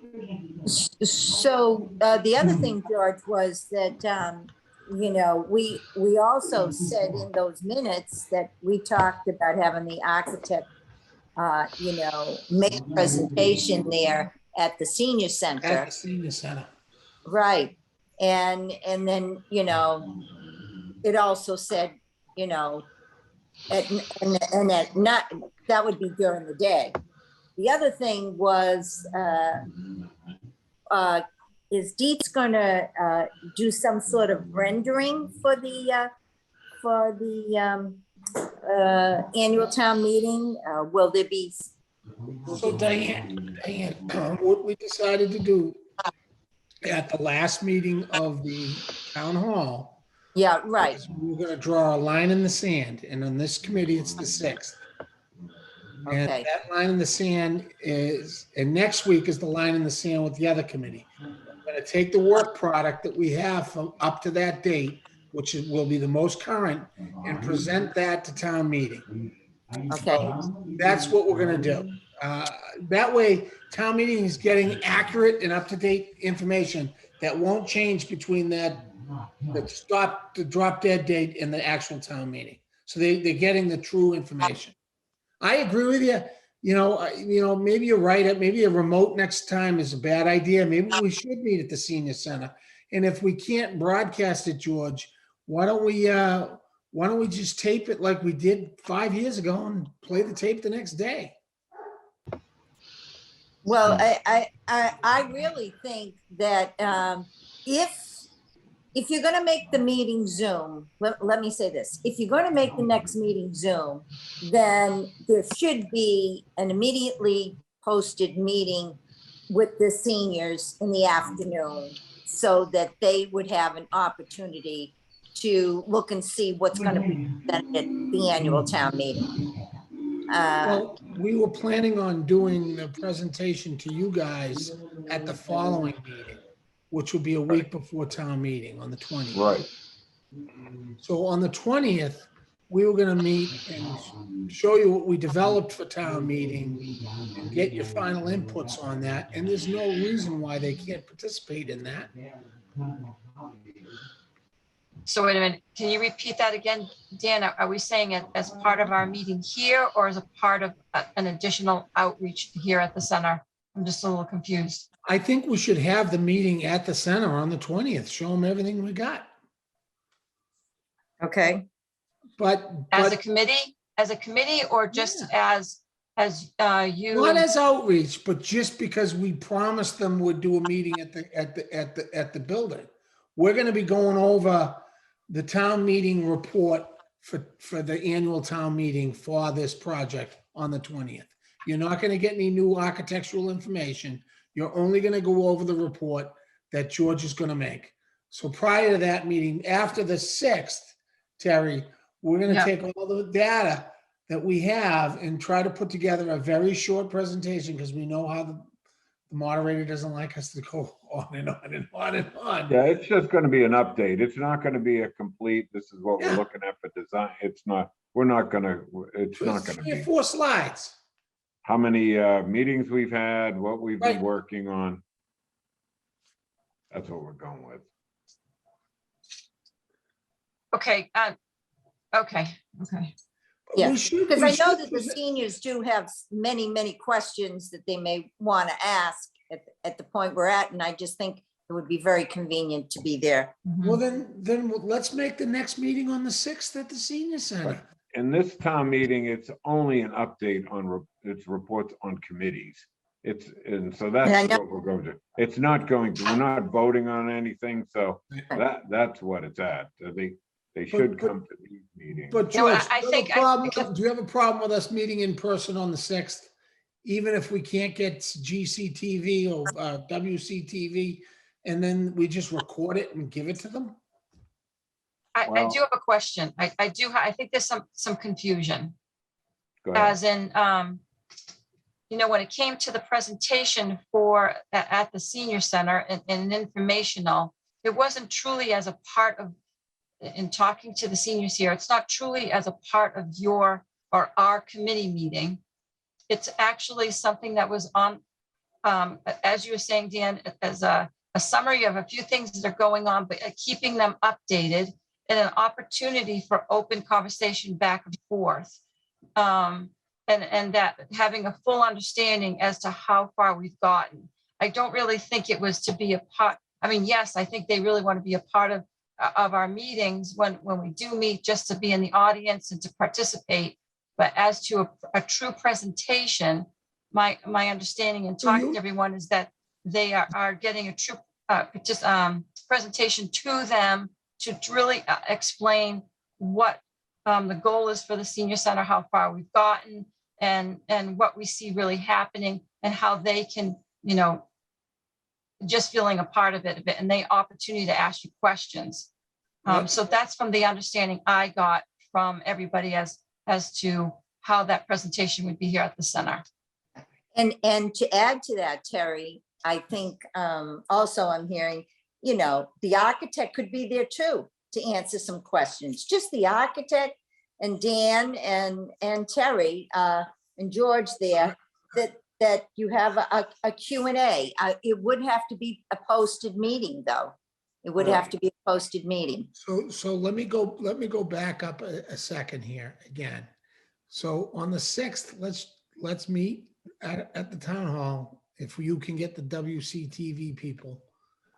And, you know, if Lee will bless us with a couple of hours prior to, we can meet 2 hours before the meeting with the seniors over at the senior center. I would love that. Actually, if I'm going to drive the whole way, and Dan, you're going to drive the whole way, I want to make this as fruitful for everyone as possible. You read my mind. Yeah, you're going to be there, so meet with them beforehand. That would be great. Yeah. So why don't we do that, George? And if they can't tape it, they can't tape it. At least I'll have it we get it done with. I think it's a good idea to meet with the seniors. Terry's asked 2 meetings in a row, and we kind of forget that they're the client. Yeah. So just so that I can make sure that we fit this in our day here at the center. So what time are you thinking to, when you're saying the 6th, do you have a time that you're all thinking? So our meeting is at 5? No, 6. 6. What about 4 o'clock, Lee? Can you do 4? Is that going to give you enough I time? think 3 o'clock might be better. Great. Got a little bit more lead time. 3 o'clock, Diane's buying us dinner. That's what I'm talking about. Yeah. I'm a cheap date. That's fine. Still sharing your screen, Lee, just so you know. Am I? Oh, thank you. Yeah, none of our meetings ever run quick, as evident tonight. Was supposed to be a fast one. Yeah. Well, started with Jeff's first question. And then the seniors, then the next meeting on the 6th may have to be Zoom. Well, the It's the meeting. same day next later meeting is- on. We can't do Zoom because we won't get back in time. We're gonna have to do in person. Okay, We'll that- pipe you We'll in. work something out on that. We'll see. all what right, we- we'll work it out. Yep. Yeah, that'll be in person. Okay. We'll see what we can get. If it has to be in Zoom, we'll be zooming from maybe Susan and had a good point of a room 9 at the town hall. We can do something. So we'll figure something out.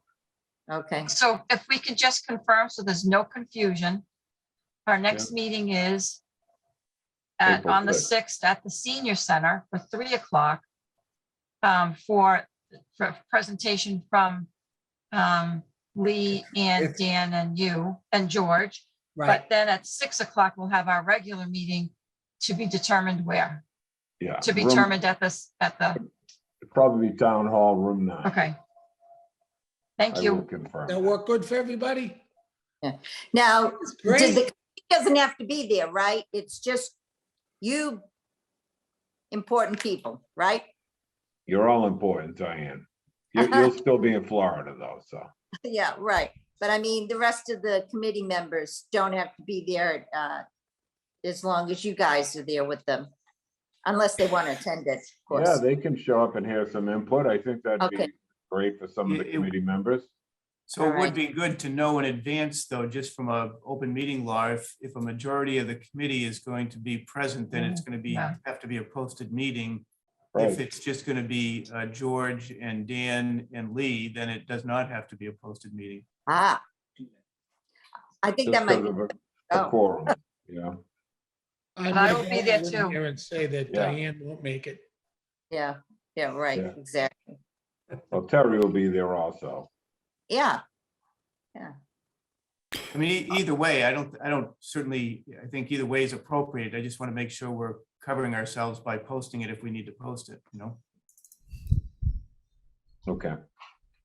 I had anticipated in our next meeting to bring the structural engineer to talk about structural systems, but seeing as how you would like to freeze the design for purposes of the town meeting, do you want to push the structural engineer to after the meeting, or do you want to just stay on track? We're gonna treat the 6th like a regular meeting. Okay. So he can come and present what he has to present. I think it's good timing. It's the right time. Gonna be laminated wood beams. Yeah. I hope yeah, so. Yeah. And you're gonna work on the entrance, right? No, of course I said. I've actually been working. I've been working this whole time. I can tell you were working on it. I have to tell you the truth. Yeah, I was kind of. I was listening. We kind of jumped ahead for discussion on future meetings. So Knock that off. done. Dan, do you want to talk about the budget? I know everybody got. I sent the budget to everybody, or you did, didn't you? I did. So you can call me if you have any questions or send me an email. It's pretty self-explanatory. Just like the other project, we're in good shape and we'll be able to present, that the permanent building committee, values every dollar of the Wilmington taxpayer. And that, we hope to apply some of this towards the actual structure of the building. Okay. Any additional newsletters on that? I know you had. We'll do one, we'll probably do one between now and the 6th, George. Now that we have the volume a little more defined, I think it would be nice to show the public, that the volumes come a little more defined and the parking lot is completed. So, or at least coming along. Okay. All right, George, I just want to say one thing, that the next water bill would be coming out May 1st. Would you want to do another mailing in the water bills for both projects? Well, we Just have our question. town meeting April 30th, so a lot of people will be coming, get us some of their updates then. So Okay, that's the day And my- before. Yeah, go ahead. yes. Yeah, I'm thinking it might be worth waiting for that, for another opportunity for another time, seeing as they are getting all the information at that annual town meeting and it will be aired type say. So, and taking the advantage of doing another one in the next cycle. Maybe have some information. Yeah, so on the maybe in table. August, when the water bills go out in August, that may be better. Good. Okay. All right, next item. Andrew, I don't know if we have any members of the public for public comment. We do not know. All right, thank you. Any further discussion from committee members? Hearing none. All is good. Wait a minute, I see a hand. Good, yeah, public comment just came in, phone number ending in 7614. Okay, let them in. 7614. They'll need to unmute themselves. There you go. Do you have a Hi, comment? George. It's Carol Halbert, Sheldon Hey. Avenue. Hi, Carol, some how of are the you stuff- tonight? Oh, you don't want to know. You've made a comment about informing people better about these meetings. There were a number of people down at the town hall tonight who had no idea. And I can tell you that at least 5 of my friends don't use computers.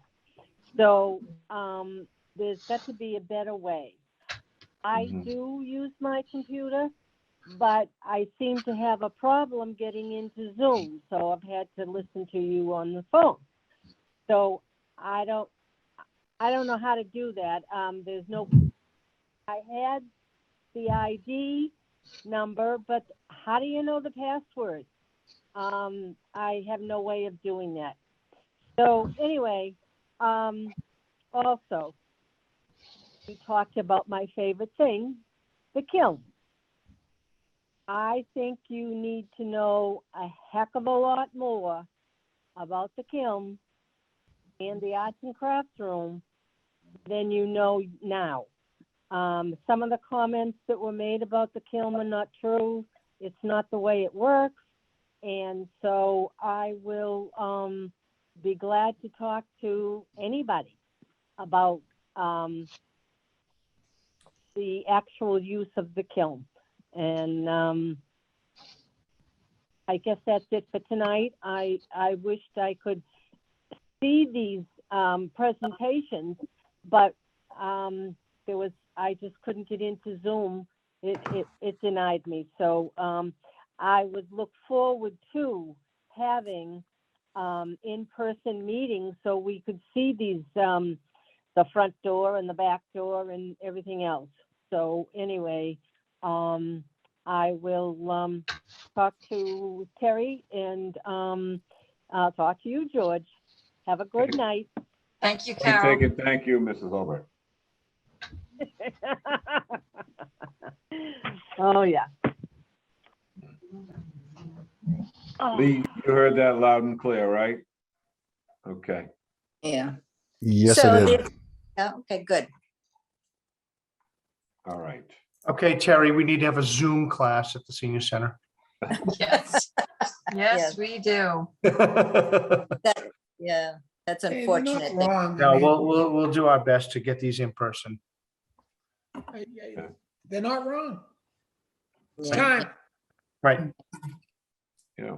All Yeah, right. and I think just to comment, I mean, one of the things that George and I have talked about is, on the one hand, there's a desire to have these recorded so that folks can see them later on WCTV. And unfortunately, we're in a position where we either have live meetings and potentially can't get them recorded. So you're either there and see it, or you're not there and don't see it. Right. Or we do the Zoom sessions, and they are recorded. So, but there's no question that it's much easier for folks to be in person and see what's going on. Right. And when we do have these meetings, we're not able to show some of the presentations. We have a couple of means, but there's always one or the other that doesn't go. And Susan, did you have a George, I question? just want to add, because I know I was hopping on tonight, and you all know how VPN works, whether you're on your system at work or system at home. And I didn't have the invitation with me, and I tried getting through the agenda. They're not wrong. It's difficult because it's not a linkable agenda. So it's not, and I mentioned this to John tonight over text. So the people calling in are not wrong. To get into it, I ended up, finding a way to get the link somewhere else, because I would have had to retype the whole string in order to get the password in. That's, I think, the complaint you're really getting. We could do better to hook them to Zoom if we give them a more workable link, and I'll work on that on the website with John. I sent him the email before tonight's meeting because I was having trouble. So maybe we can do better with Zoom in addition to the in-person. Okay. Thank you, Susan. I can vouch for that. I had to type it in manually as well, because the PDF that was posted for the announcement was stamped as received and then scanned as a rasterized image. So it didn't have optical character recognition, so I couldn't copy and paste. It was drag. So, Okay. yes. Okay. I guess we learned something tonight, huh? Yeah. I had to use super duper Adobe powers in order to hit the edit PDF button to copy the link out, and I still couldn't get in. Wow. I had to get a password from Because Andrew, we I gave you think. the wrong password. Yeah, he gave me something. Got it. George, And I'm then John was able to send me an email. That's how I got it. Yeah. I emailed it to Grant. So Well, it's community I building. think this discussion actually is helping people on the other side. And Susan, thank you so much, as to saying that it's not them not knowing that they're doing Zoom inappropriately, that they're just not being connected. Because I don't want people to feel discouraged that, geez, I really don't know how to do Zoom, because we have been helping a few people. So I'm glad that you're sharing this, so people that are listening know that it's not them, that we just have to fix a little glitch. So thank you. I'll Zoom from the room 9 meeting next time too, and they can come there, and if they want to jump on my Zoom to ask a question, they could do that. Good point. That's a great idea. Kiddo, are we done, George? At this point, I'll entertain one last motion. I'll make a motion to adjourn. Motion to adjourn. second it. Diane Allen, seconded by Terry Marciello. Roll call vote. Teresa Manganelli, Yes. Paul Malorani, Yes. Jack Holloway, Yes. myself, George, yes. Did I miss Diane, any? yes. Diane Allen, Yes. good. And Terry Marciello, yes. Terry Marciello. Okay. And Good that's night, it. everybody. Everybody. See you in a couple Good night. weeks. Good Thank night. you. Thank you, Thank you, Lee. everyone. Thank you, everyone.